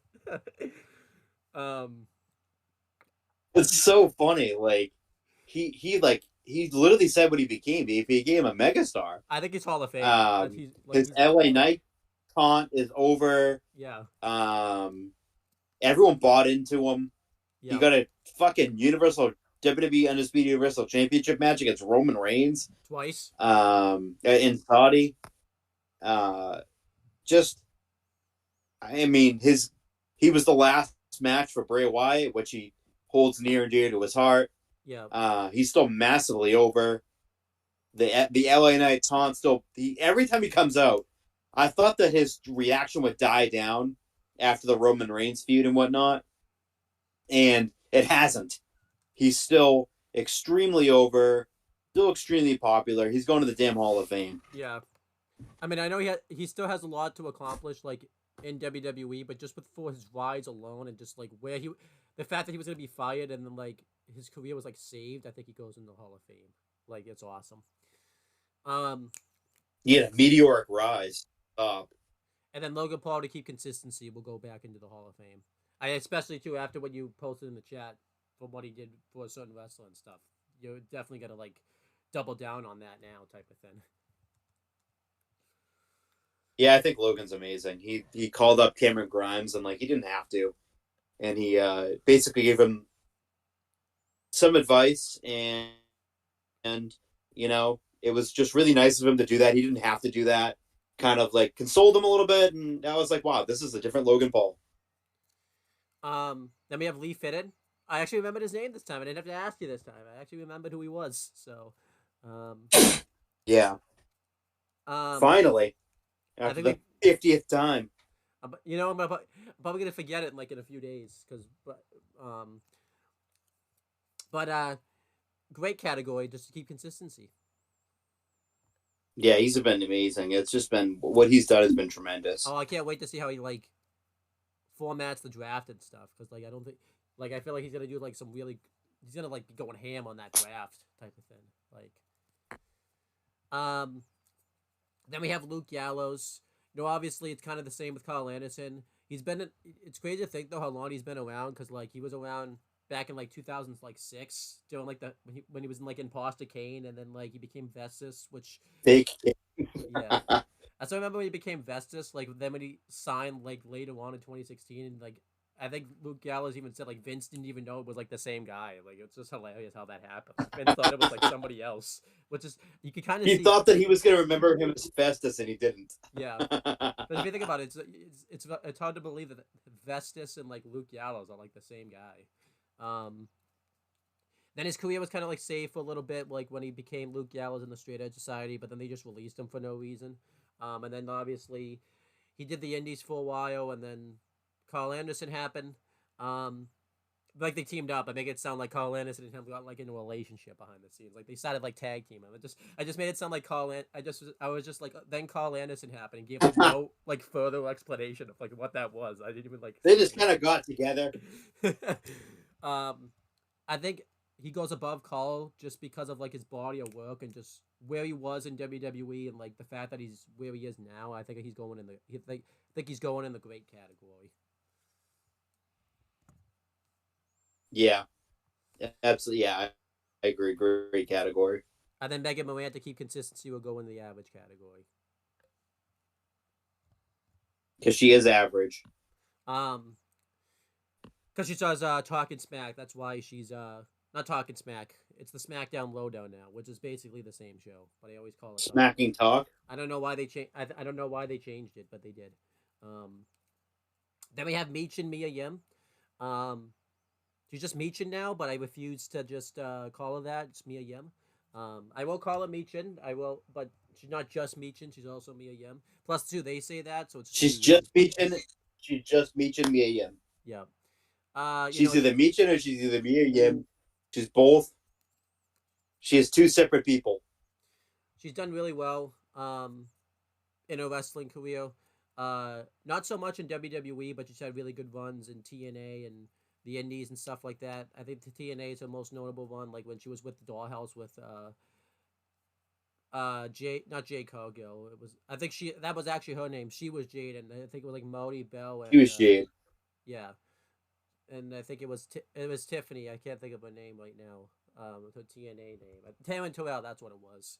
And then she signed with WWE. She had like her WWE runs have always been good. I just I think it's one of those things, small fish like big pond type of thing. She's always there when like there's a lot of talent there, and they just never really like do anything with her because the same thing kind of happened when she got like released. Again, she did like Impact for a bit. Yeah. She was a big star there, but then when she came back, it was kind of during that time where like Rhea was becoming a big star and like Bianca, so she kind of really couldn't do anything. And again, I think because the OC really couldn't be a thing, it kind of affected because she was with like the OC and everything like that. But she's still good. You know, they always give her like some nice showcase stuff. So I'm gonna put her in the good category. She's really talented, and I just don't think she ever showcases that type of thing. So I think she's good. I agree. And then Good category. Michael P.S. Hayes, I think we put in the Hall of Fame last time, so we'll put him back in the Hall of Fame to keep consistency. Yes. And then Mike Rome is a ring announcer for SmackDown. He does pretty good at it. Sometimes you don't really know that he's like there because like he doesn't have like the ring announcing like prowess that some of the other ones that we talked about have has, like Samantha Irvin and the one that does it, Alicia Taylor. He also kind of took Greg Hamilton's position, and I don't really think he's been able to kind of like fill his shoes because he was really good, and for some reason he was just gone. I'll put him in good though. You know, he seems like a nice guy backstage. Him and Alexa Bliss, are really like good friends backstage. Well, not right now because she's not there, um, but I think he's They still see each other yeah, though. but I think he's very nice. I think he does a good enough job. I think the one when announcing trick he does really well is Triple H's when announcing anytime he announces him. So that's good. I think he doesn't do anything like overly offensive, but he doesn't do anything overly like great or Hall of Fame. So he's just a good win announcer. Yeah, he's good. I like Mike Rome a lot. I think he's done a very good job. And then to keep consistency, we'll put Mighty Molly / Molly Holly into Hall of Fame because I think that's where we put the last Yeah, time. she Montez, absolutely is. and then Montez Ford. Um, I think is great because obviously we said we were gonna put Angelo Dawkins and Montez Ford in the same place. Um, we're not gonna do it at the end. Consistency is key. So great. Yeah. Um, you know, if we did like a then at the end where like we would rank them all in each tiers, he would probably go ahead of Montez. Not Montez. He'd probably go ahead of Angelo because I think he's had more showcases than He'd Angelo. go ahead of himself. Yeah, he would. Um, but that's just not gonna happen. Then we have MVP. Again, to keep consistency, we'll put him in the great category. It's kind of funny how they signed MVP originally to be for a one-off, and then he was going to be a producer, and then they just never did it, and then he just became like an on-screen talent. I think like he kind of doing that now though, because we haven't really like Almas hasn't been around and he hasn't been around. So, well, since he's here right now, let's just do Almas. Well, I think to keep consistency, we'll put him in average because he's still average. He's just an average big man. Nothing Um, too crazy about him. and then we have Naomi. Since you haven't talked like extensively for a while because everything's just been kind of the same, you want to talk about Naomi a little bit? Um, yeah, so she started out as a Funkadactyl after having a pretty solid run in FCW. Um, wasn't she, I think she was in the woman's. Was she in the woman's version of NXT? Of NXT, Yeah, and she just like I think I she made it. think. I think she made it to the finals, but just barely didn't win it. I don't know what happened. I think they voted for someone else to win it, but she didn't. But she didn't win it. I think her Uh, claim to fame is she had like a really bad match in NXT, like in that season, because that was like the season no one gave a shit about NXT by that point. It was pretty much dead at that by that point. oh yeah, it was stupid. Um, and then she was a Funkadactyl, and then she broke away from the Funkadactyls and became a face. Was super over, super popular. She would team up with her husband and her brother-in-law, the Usos, every now and like for quite a while. Yeah, They were like a trio. Um, and yeah, and then she had some nice runs woman as a women's champion. Um, she won the women's tag titles with Sasha, then quit. yeah, Then went to Impact and had a pretty good run in Impact. yeah. I Very think good so. run in Impact, actually. And then made her surprise return to WWE at the Royal Rumble this past year. Um, Overall, I put her in the great category. I think she's had a really, really good, like, Yeah, I really agree. great WWE career. I'm glad that she made the choice to come back.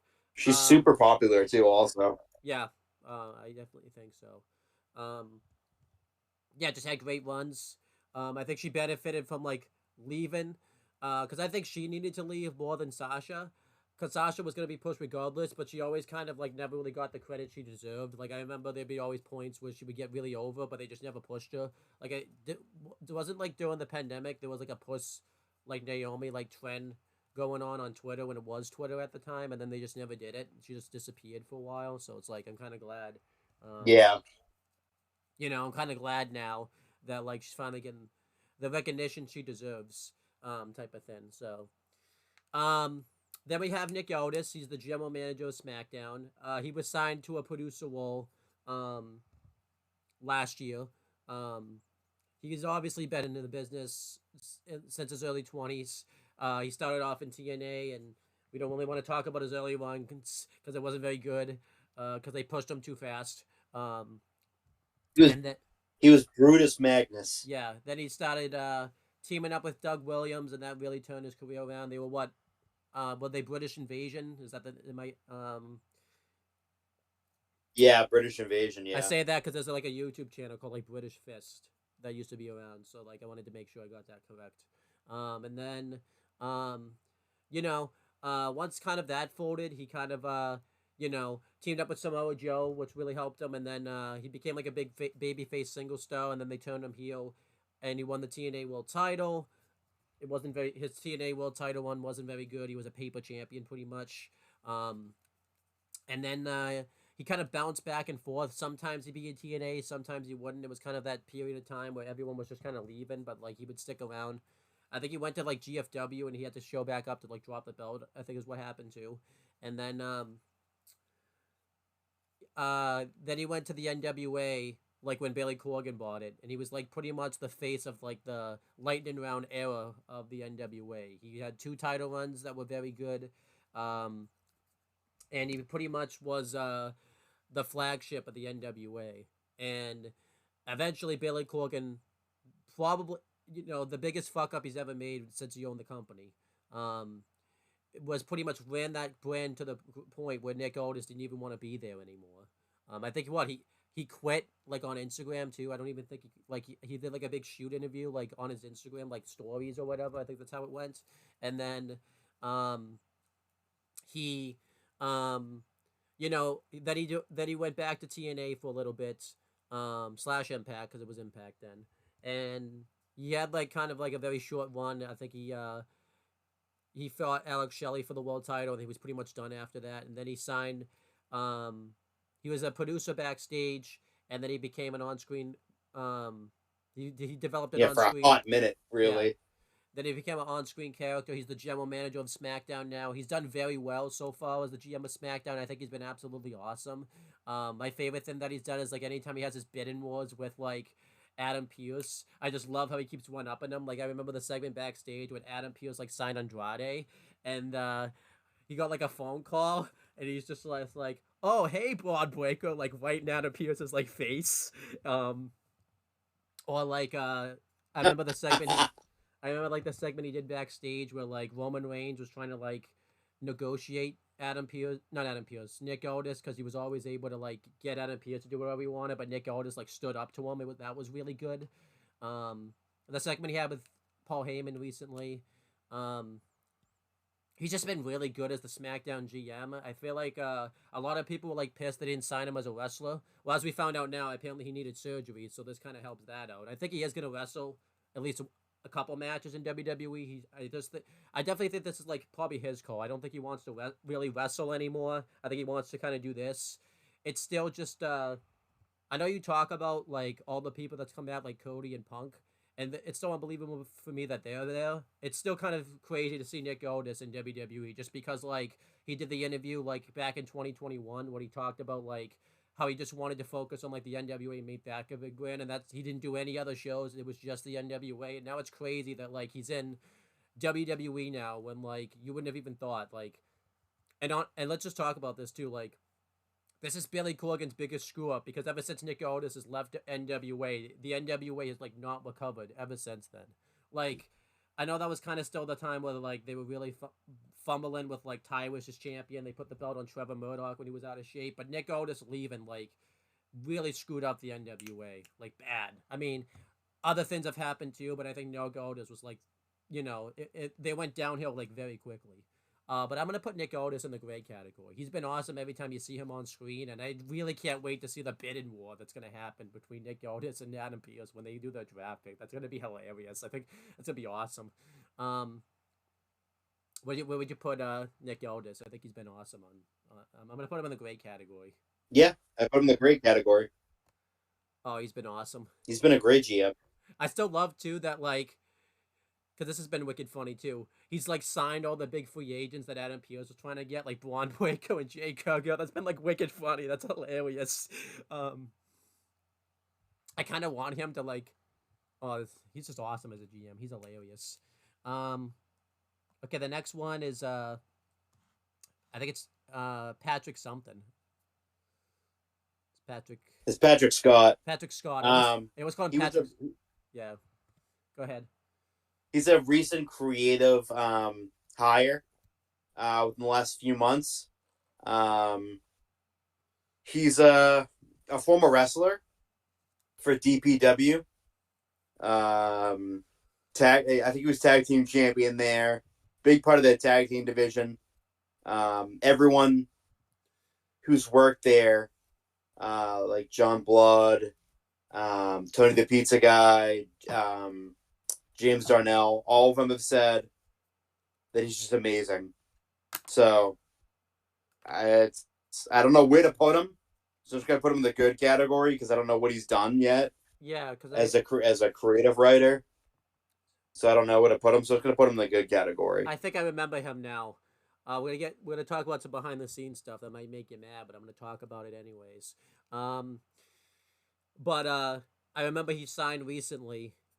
Um, and I like posted in the chat like this might be a good thing, and like Zero kind of called us out for it, being like, well, apparently you guys don't watch anything but outside of WWE because you would know who he is. You just do some research on him and stuff like that. Because it was like it was kind of a big deal, and then like I think I remember you responded, "Oh, I've seen him before. I watched DPW and all that type of stuff." Um, so yeah, that's just what happened. So it just happened. But yeah, again, he hasn't really. We don't know what he's done creatively because I think he also came in like during that time, like WrestleMania like weekend, where like it was kind of already set in stone. So it's like I don't think he's really done anything creatively too much yet. So um, then we have Paul Ellison. Um, I like him. You know, he's obviously been a manager in the business for years with Legion of Doom and everything like that. And then obviously he's managed AOP now. Um, I like. I think he's been very good under that wall as the general manager. Not the general manager. I almost said the general manager of AOP. That would have been weird. But the manager of AOP. I'll put him in like the good category because he hasn't really been around. He hasn't been back all that long, and ever since he's been back, he hasn't really like spoken really at all. It's kind of just Karrion Kross and AOP that do the talking. He's just kind of like there. I feel like that's kind of a mistake. Like, it's kind of weird to have him He is just there. kind of there. Yeah. But I'll put him in the good category because he's a good like vet in the business and everything like that. But you could convince me to put him in the great category if you really wanted to. No, the good category. Yeah, we'll keep him in the good. Um, you talk about him a lot. Paul Heyman. I mean, I feel like it's obvious where he's going, so I don't really think we need to talk about him much. Hall of Fame doesn't even need that. It's he's just a Hall of Famer. Everyone knows it. Long ass career in wrestling, just a fucking phenomenal talent on screen. A fantastic booker, knows what the fuck he's talking about. Yeah, I love Paul Heyman. So I'm gonna put it. He definitely is in the. I mean, real life he's in the Hall of Fame, so he belongs in the Hall of Fame. Yeah, kind of a Here good. too, also on the tier list. Then Peter Williams, I think, just to keep consistency, we'll put him in the great category. Fuck yeah. Um, and then Pete Dunne. Pete Dunne's awesome. He obviously showed up. He was signed like in his late 20s. Well, not late 20s, early 20s. I think he's in his late 20s now. And he was part of the first UK Championship tournament, and he made it to the finals. And then Early 20s. um, yeah, and then afterwards he won the NXT UK Championship, and he pretty much that kind of like propelled him. He had a really great one with that title. He put on just phenomenal matches, and then once his UK Championship run ended, um, he went to regular NXT, and he did like the Broserweights with Matt Riddle and everything like that. And this is kind of like before Matt Riddle's career went downhill. This was kind of like when it was actually genuinely like funny before Matt Riddle just became unfunny. And you kind of realize, oh, this might not be a gimmick. Um, and then, well, it wasn't a gimmick, but you kind of, like now it's worse if that makes sense. Um, and then once the pandemic hit, he was stuck in England and he really couldn't do anything for a while. And then when he came back, he joined up with Pat McAfee and Oney Lorcan and Danny Burch. I don't even know what the name of the faction was. I don't think it had one. And he did that for a little bit. He did a really great like end here one. And then unfortunately, when he got caught up, this is kind of like the late Vince era. Um, he got caught up with Sheamus and Ridge Holland as the Brawling Brutes. Am I allowed to say that name since technically he's not that name anymore, or is this like a one time? Or should I just have you say what his name was when he got caught up? He's not called it anymore, so Will you allow it this time? he's not called it anymore. So So yeah, he was. I'm not. I'm not gonna. I'm not gonna call him Butch because that's just stupid. It's not. Yeah. So he was Butch called anymore. he was called up as like Butch, and I don't even know what his gimmick was meant to be. I don't really think Vince knew. He would just like get angry on occasion and stuff like that, and it was just really bad. But he really benefited from Triple H taking over. Even though he kept the name Butch for a long time, he kind of went back to like the Pete. He kind of like Triple H Yeah, kind of he bit. just kind of morphed into Pete Dunne after like not very long of being Butch. Yeah, he was kind of like a mixture of the two, though. Like you could definitely tell there was still Butch elements in it, but you could definitely tell it was more Pete Dunne than Butch type of thing. Um, Oh yeah, but I would say the Brawl and Boots is like a really early Triple H success. He really turned that faction around, which is just insane. Because that was a gimmick that like wasn't over at all. Um, and then once kind of the Brawl and Boots ended because Sheamus got hurt, and then they put Ridge Holland in NXT. You were kind of wondering what's going to happen with Pete Dunne, and then we'll get to him later. But Tyler Bate called up, and they put back British Strong Style minus 10-7 because he's not in the company. And then they had a really good tag run. The only stupid thing they've done with that is they've changed their theme song and their name now to New Catch Republic, which is really stupid. But other than that, Def Rebel baby. I think Pete Dunne's been like great. I think he's had a great WWE career. I don't think it's quite Hall of Fame. He hasn't done anything on the main roster No, like it's great for sure. yeah.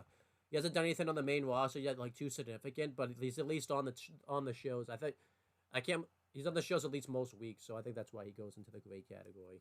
What would you? Yeah, you already kind of agreed. Yeah, it's great category. And then Randy Orton, you want to He's talk? been pushed significantly so far. And then He was Randy, just in that tag team ladder match at WrestleMania. yeah. And then Randy Orton, where would you put him? Is there really anything that's like anything lower than a Hall of Fame for him? No. Like, it's where he's going in real life too when he's done. Yeah. I mean, I don't know what to say about him. And yeah, but it's Randy's Randy, fucking champion, Mm-hmm. tag champ, world heavyweight, WWE, not Universal, but yeah, he's been awesome. He's been an incredible champion in WWE, Yeah. an incredible wrestler, incredible character. Everything about him is just awesome. If we did, yeah. Yeah, he's going to Hall of Fame. If we did this in 2017, I don't think he would quite make it to Hall of Fame because, but I think like his 2018 to like now one has been like very good. Like it feels like Oh, it's been something, awesome. something like awoke inside him. Like because I think he lost his. I don't think he lost necessarily his passion, but you could definitely tell like that 2017 one did a lot of damage to him. So maybe like he kind of realized like, hey, I got to show like I care. But it's been awesome. Um, then we have Wall Mendoza, kind of goes the same place as Joaquin Wild. Me Cruz del Toro. No, hey, this Cultaholic put him as Wall Mendoza because I actually didn't even move him alphabetically. So if Cultaholic apparently agrees with me, but Cruzy del Toro. But I'm gonna put him in good category for the same reasons I put Joaquin Wild in the good category. Yeah. I'm more happy for I him agree. because Wall Mendoza's actually been with WWE a long time, and he was like a very much enhancement talent in NXT. And I'm glad, For a long time. yeah, kind of like Angelo Dawkins a little bit. Yeah. And then the Rock to keep consistency is gonna go in the Hall of Fame. Coffee. It's been awesome. The next one's going to Hall of Fame too. There's no words fucking to describe him. Yeah. I mean, Ray's going to the Hall of Fame. There's no doubt about it. Yeah, Rey Mysterio has been like a legend in the business. He's been in the business, over 2 decades now at this point, pretty much, I think. Yeah. Jesus Christ, yeah. Yeah, because like he celebrated his 20th. Well, he celebrated his 20th year like in WWE in 2022, but he was been in WWE, but he was in like WCW and all that before then. But yeah, Ray goes into the 35. 1989. Right, because he started when he was like 12. April 30th, 1989. Yeah, he's been awesome though. Like no matter where he goes, he was like 14. We might not put him in Hall of Fame had we ranked him like towards the end of his first WWE one because he was in really bad shape then. But I think ever since he came back, like in 2018, with like the great shape that he's been in, um, I mean, you know, like the fact that I'm gonna say, and uh, you know, when Dom turned on him, it really added new life into his career. I don't think you like them saying that because you know, Get out of here. no, I said Ray's career though, not Dom's career. So, Get out of here. yeah. He doesn't even need to be talked about in the same fucking sentence as his legendary Hall of Fame father. He's a Hall of Fame father. He's a Hall of Fame wrestler. is He's this a Hall of Fame husband. is this a mercy Hall of Fame because you feel bad about what his son did to him? This is a I love Rey Mysterio. He belongs in the Hall of Fame, and he really is in the Hall of Fame. Hall Yeah. of Fame. Um. Because his son belongs in the bottom category, and he's going to stay there forever. Well, until he turns face. And then and then you'll be like, I was wrong. Um. And then Waza, I think same thing goes into the good category, like Akam. Yeah, And then Road Dog, nothing too spectacular yet. I think Road Dog we put in the great category last time, so we should just keep consistency. Um, Same thing with Robert I Roode. think the same thing with Bobby Roode too. Also, Um, I mean, I'll let you talk about the next person because you haven't had like a significant sentence of a talk for a while. It's all been like one word stuff and everything like that. Roman Reigns. I'm gonna, you know, my affinity for this man goes back a lot of years. Um, whether he was in the Shield or whether he was the big dog, I've been supporting him since day one. Um, he he got really stale as the big dog, Yeah, and in 2020 he made the switch, and that's something I never thought he would ever do, and that's something that I never thought WWE would ever do, is turn him heel. And when he turned heel, he became the tribal chief. He became the undisputed WWE Universal Champion. He went on to hold the title for fucking almost 4 years. Um, the Bloodline storyline was him, and it's incredible. And he still to this day has a state.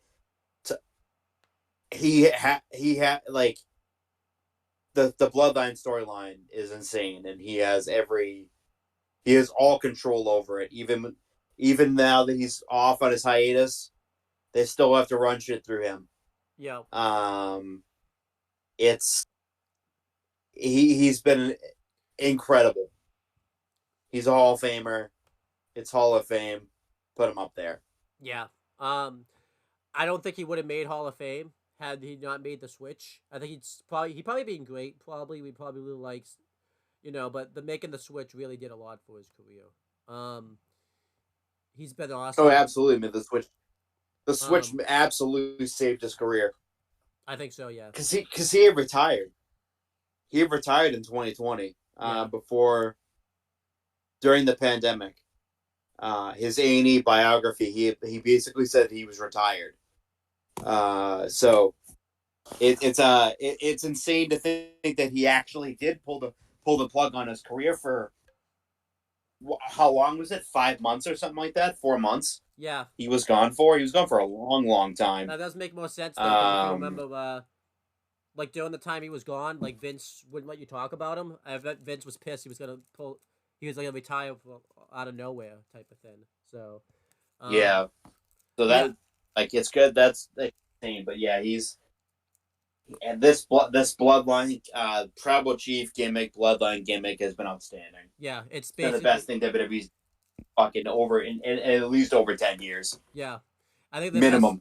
I mean, obviously the best thing we'll get to him later. The best thing about the Bloodline storyline has been like it's been in like two. It's been in the Vince era, which was very good.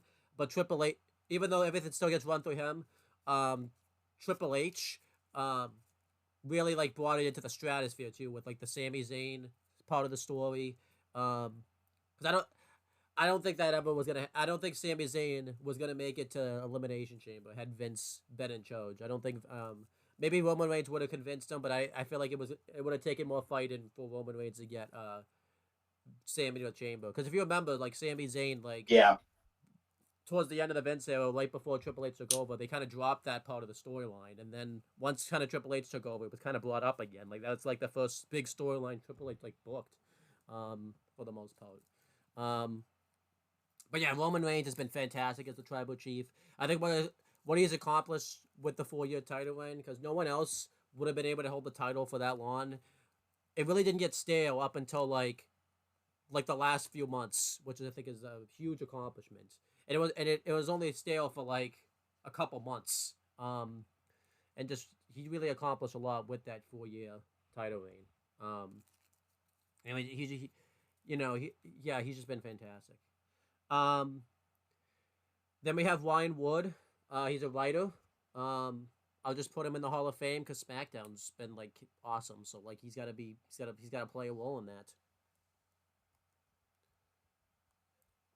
Yep, I agree. Again, we can't put the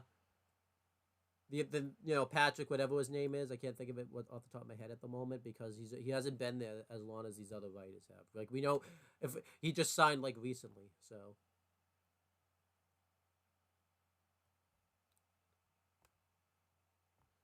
Let's get him up there. And then we have Santos. Get it? This might be another one that you're gonna put your bias hat on. We have I'll let you talk about it. We have Santos Escobar. That fucking traitor. That fucking snake. Fucking snake traitor. Now, Dom, I know I couldn't. Fucking traitor snake. Now, Dom, I know I couldn't convince you to go into the. I'm gonna put him in the good category. Yeah.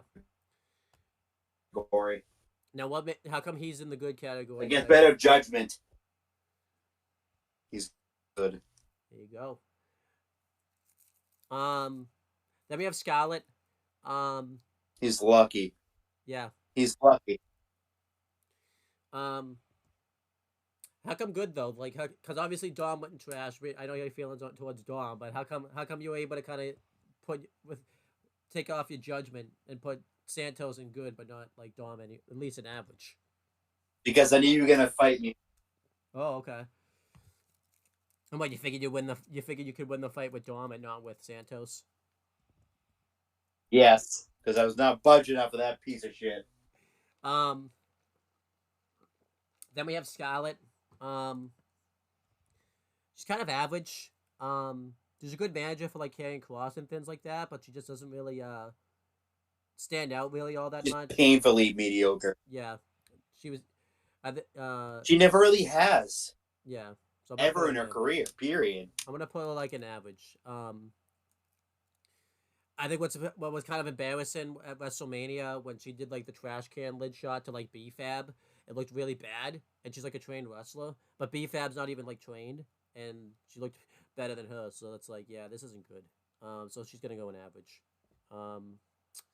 The only thing that's like saving her from going into trash is she's also a manager, and she does that fairly okay. So, who would you put Scarlett? Of Reg. She's going to average. Then we have Scott Stanford. The reason why he's here is because he does the SmackDown Lowdown now. He's been with WWE for like over a decade. He was kind of there like the transition when they were kind of starting to do like all the Twitter stuff and everything like that. He really should be trash, but the thing that saves him from it is the segment on Superstars where him and CM Punk did commentary, and CM Punk was just roasting him the whole time, which was just hilarious. So I'm gonna put him in average because of CM Punk, because that was awesome. Yeah, he's just average. I mean, he's a company guy. Yeah. Talking head. Nothing really he does is anything spectacular, I guess. But yeah, I agree with that. I agree with average. And I'll say this: he does everything that the company asks of him too, and never speaks bad about the company. And anytime they allow him to do his news also. Yeah. And also too, like anytime the company like needs someone, like when Jackie Redmond had to go away for a little bit because of like NHL when she was doing the Raw talk and stuff, he's been there. Like he's been there kind of anytime the company have kind of needed him, and I think that loyalty. Maybe because of that, should we put him in good because of his loyalty, like to the company and everything like that? Because he's a loyal man. Yeah, put him in good. I won't argue that. Whenever they need him, he's there. Always like that. Reliable employees. And then Shane Helms, I think we're gonna. I think did we put? I think we did great or Hall of Fame, but I forget which one. Was it great? I think it was great. I forget. I think it was great. I think it was great. We're getting bad at that consistency now. So, um, Either way, it's greater Hall of Fame. yeah. And then Sean Devali, I think was definitely great. Yeah. Um, then we have Shotzi. Shotzi's an interesting one. Um. I want to put her an average because like every time she's put Yeah. like a I was big gonna say. I was gonna say average. I was really leaning towards trash, but I'll put her to average. yeah. Um, She's 'cause I just think so painfully mediocre. yeah, yeah. I won't put her in trash because she's injured right now, and I kind of feel bad about it. So I'm not gonna. Plus two, she has like some personality and all that type of stuff, and she never really gets like booked. Yeah, it's just she's not good in the ring. Yeah. Then we have Solo Sokoa. If we had done this before WrestleMania, he probably just would have been good. He's been like a good heavy for like the bloodline, but sometimes he just doesn't Yeah. connect. Like they didn't really do much with him after he beat Cena and like destroyed him. He kind of just became a heavy. But recently, He was like, I think someone put this on Twitter. He was like 0 for fucking 29 yeah. after his win against Cena. But these past 2 weeks, I think he's in the great category with what's about to happen with him with the Oh bloodline yeah. storyline. Oh yeah. I think Absolutely. I think we're about to see something special.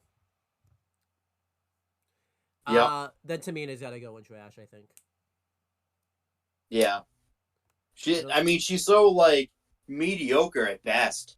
I can't think. At the absolute best, she's average. But I can't. But I can't. she's close. Yeah. I don't think I haven't. I think John's talked about this. There's been no. Great personality. She's been with WWE for like over a decade, and she's not shown like any improvements or anything like that. She's been like stagnant. So it's like if you haven't improved in 10 years, you don't deserve to go in average. She has the same fucking character. She's the Pacific Islander girl. Yeah. I didn't even know she was on Smackdown until I started doing this. Well, she hasn't wrestled in like fucking 3 years. It feels like a year. I'm gonna let you do Tiffany Stratton because your perception of Tiffany Stratton has changed like within the past couple of months. So I thought she was garbage to begin with, and she was. She couldn't talk. She was very mediocre in the ring. She got some really awful promos. She really shouldn't have won the NXT Women's Championship, and I would firmly say that. It should not have been her. But once she got to the main roster, about near the end of her NXT run, I would say. Yeah. I think Becky Lynch really helped her career. Yeah. And now she's way better than she was. She's really over now. I don't know how much longer they can keep her a heel for, just because she is definitely getting over. She's getting big babyface reactions now. And, yeah, I mean, she's been... I would put her in the good category, but I think she's, like, burgeoning on great. Yeah. You could talk me into great. I don't think I would yet, just because, like, she hasn't really done all that much really on the main roster. She started off very well. Because she was in the chamber and everything like that. But then, it was kind of tough to fit her into WrestleMania time frame. I think now that WrestleMania season's over, she's going to really start to get, like, pushed now and everything. So that's good. Then we have, I know we just talked about this. And he's only been around on camera for, like, 2 weeks. But, it's about what you do within those 2 weeks. He's been really the most interesting thing on SmackDown with what he's been doing, showing up and basically taking... Jimmy's spot in the bloodline and taking out Kevin Owens this week, and I think a lot of potential is about to happen with him. I think he's gonna do really well. I'm putting Tama Tonga right in the great category. He's been, with how little we've seen of him. I mean, I know we've seen him for years. He's been around and stuff, but I'm just talking about his WWE career now.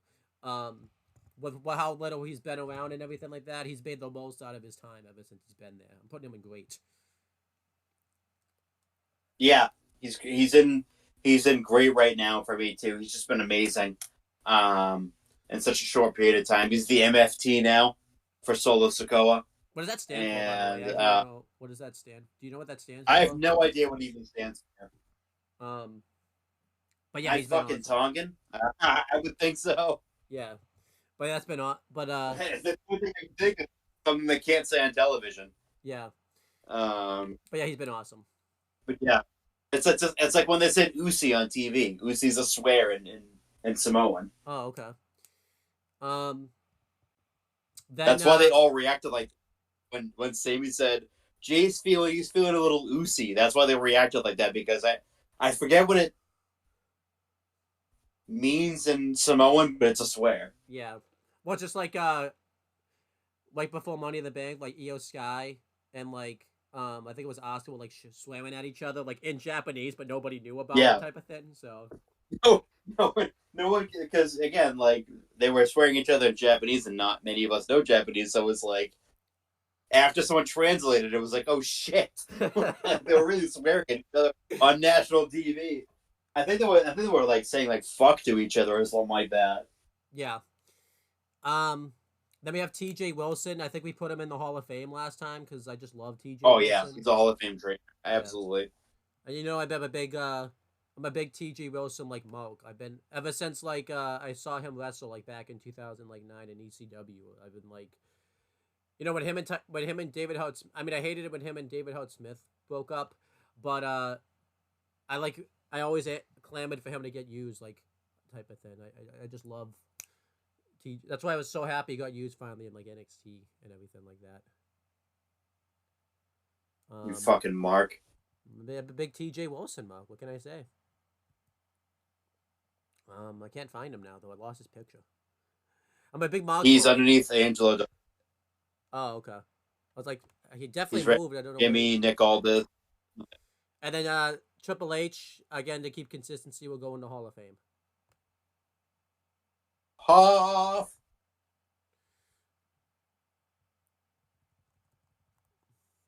Oh man, Get his ass in that HOF. I was a little too impatient on that one. Not great. Here he is. Not great. Hoff. Get his ass up in there. Then we have Tyler Bate. Um, he's awesome. Um, obviously, he kind of has the similar career path as Pete Dunne. He basically did everything you could do in NXT UK. I think he's like the only Grand Slam champion in NXT UK. He won like the cup, he won the tag titles, and the main title. I think twice, right? Because wasn't he like the last champion, like before when it like He well, was. I guess technically Braun was the last champion because he won the Yeah, unification. I guess solo Yeah, before merge, he was the last one. that's still really weird to me, by the way, because uh his title reign's so weird because he like won the belt like on the tape-ins, but it didn't air yet. But then like he came out like with the championship on like NXT like before that episode of like even I don't even think the episode like aired until like the go home week of like Worlds Collide. So I don't even know they rank his title if you go on Wikipedia they rank his title reign like so weirdly. It's like they said he only had the belt for like I think like 3 days or whatever, or like 2 days, but it's not even true because he came out with the championship like on NXT like television. It's just He so had weird. we Yeah. Um, but then once he kind of made the transition to like NXT full time, I'll admit I don't think Sean really had his best interest at heart. Like I don't really think he booked him. Sean booked him very well. He oh, still, you don't say. yeah. Um, he had good matches and everything like that, but then he kind of gave him like a stoner gimmick really randomly. And it was funny, but like it just didn't really it didn't really fit Tyler like Bate type of thing. Like and then when he got called up to the main roster, he's been kind of just teaming with Pete Dunne. They'll still talk about it, but I don't think it's like overly egregious as when Shawn Michaels was doing it. Like at least like they don't talk about it like as much. Um, I'm gonna put him in the good category. I think why he doesn't go into great is because I feel like ever since he started in WWE, he's had like a lot of stop and start like pushes and all that type of stuff. Like even in NXT UK, he was kind of having that. Where sometimes they'd push him, sometimes they wouldn't. So I'm gonna put him in good category. You could convince me to Yeah, but great yeah, if you want. I agree. Yeah, I mean, you could put him in a great. I think you would. Because he's really, like, he really has been. Well, music.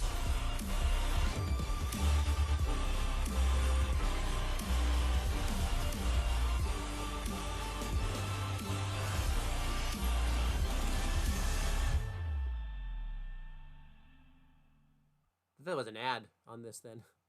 But I legit could not find I was like, what the fuck is that? I don't even know what that is. 700 I don't know what the hell that is.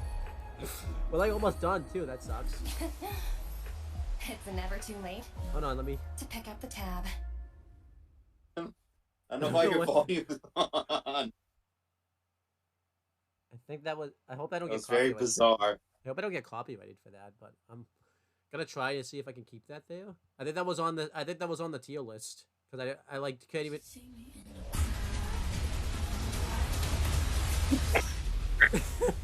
Yeah, it is on there. Okay. What the Oh, I muted it. I hope I don't get copyrighted for that. Oh my gosh, I hit mute. Turn the volume off on your computer. I won't hear you though, is the problem. Okay. Fucking Christ. I like how it happens like right when we're about to wrap up. Then we have Wade Barrett. Let's end this quick because I feel like we're gonna have to keep doing that. I would put him in Hall of Fame. You know, he's been a great in-ring competitor, but then he when his you know, ever since he's transitioned to commentary, he's been awesome in WWE with NXT and his main roster run. I agree too. Put him up in the Hall of Fame. He deserves it. And then I'm like terrified Ubisoft commercial coming back on. me too. Now I gotta find Wade Barrett too. I feel like because typically it has like the volume like symbol, like there, Yeah. and it didn't have it because I think because I'm screen sharing like the thin, so I don't know if you saw like it was just like the blue thin. I gotta find. Oh, here he is. I put him in. Get him into the Hall of Fame. I don't think it's gonna go off because now Put him in it's that. muted. Oh, he is in the Hall of Fame actually. He actually went there, and then Selena Vega. You know, since the thin's not gonna. Again, Wade Barrett's been awesome. I feel bad that like his in-ring career really didn't get to go anywhere because obviously, you know, the Nexus thing really didn't go anywhere. But he's been awesome on commentary, especially with Cole. But he's been awesome with Corey Graves, which I think has been great. You know, because we didn't know how that was gonna work because they never, none of them had done play-by-play. I know Corey kind of had, but like it was just gonna be interesting. Then we have Zelina Vega. That's the last one. I think Zelina Vega's been good. She was a great manager. She's a good wrestler and everything like that. But I'm gonna put her in the good category. I feel like the booking hasn't really been behind her. So there you go. All right, She's good. We're gonna read these off now. Again, I'm gonna do it the same way. We're not gonna move anybody this time because I feel like we should just keep some. We got 4 minutes. So. Yeah. So let's just do it. So trash is Electra Lopez and Tamina. Do you agree with that? Yes. And then average is Ashanti the Adonis, B-Fab, Isla Dawn, Karrion Kross, Megan Morant, Almas, Scarlett, and Shotzi. Yes. And then good is Akam, Angel, Alexa Bliss, Braun Breaker, Birdo, Carmella, Cedric Alexander, Dakota Kai, Dragon Lee, Jacob Fatu, Elton Prince, Joaquin Wilde, Kairi Sane, Kaylee Ray, Carl Anderson, Kit Wilson, Michin Miyayem, Mike Rome. It's Patrick what? Patrick Scott. Patrick Scott. I almost said that too, but I wasn't. I keep hearing to call him Patrick Stewart. That's why, the actor. So, Definitely not him. Yeah, Santos Escobar though. Paul Elevin, Raul Mendoza, Razor, Scott Stanford, Tiffany Stratton, Tyler Bate, and Zelina Vega. Yes. A lot of greats. I think this is the most we've ever put into the great category. Angelo. Well, because a lot of Yeah. Angelo Dawkins, Billy Kidman, Austin Theory, Bo Dallas, Bobby Lashley, Carlito, Chris Parks, Gabe Sapolsky, Grayson Waller, Jay Cargill, Jamie Noble, Jimmy Uso, Jason Jordan, Caleb Braxton, Byron Saxon, Kenny Dykstra. Oh, I don't remember his name because we've been doing this for so long. The guy that took over for Kevin Dunn. Uh-oh. Oh, Lee Fitton. Someone Lee Fitton. forgot. Lee Fitton. I just remembered. Lee Fitton. Luke Gallows, Montez Ford, MVP, Naomi, Nick Aldis, Pete Dunne, Petey Williams, Road Dogg, Robert Roode, Shane Helms, Sean Devary, Solo Sikoa, and Tamatonga. Do you agree with all of that? Yes. And then we have Hall of Fame. We have AJ Styles, Asuka, Big E, Bayley, Bianca Belair, Brock Lesnar, Bruce Pritchard, Charlotte Flair, Cody Rhodes, Corey Graves. Is it Ed Sapolsky? I think it's Ed Sapolsky. It's something like that. It's like the writer I couldn't find this picture of. It's Yeah. Ed Krosky. Ed Krosky. Ed Koski. Ed Koski, yep. Io Sky, Jeremy Boras, John Cena, Kevin Owens, LA Knight, Logan Paul, Michael P.S. Hayes, Molly Holly, Paul Heyman, Randy Orton, The Rock, I almost called Rey Mysterio Randy Orton. But yeah, Randy Mysterio. Rey Mysterio, Roman Reigns, Ryan Ward, T.J. Wilson, Triple H, and Wade Barrett. Hell yeah. Okay. I'm going to stop sharing. Come back to Discord. Hell yeah. I kind of hope... I'm going to see if I can try to post this and hope I don't get copyright strike for it, but I'm probably gonna. Overall, I think it took us the least amount of time to do SmackDown because I think we had done everyone and we just kind of both agreed that time.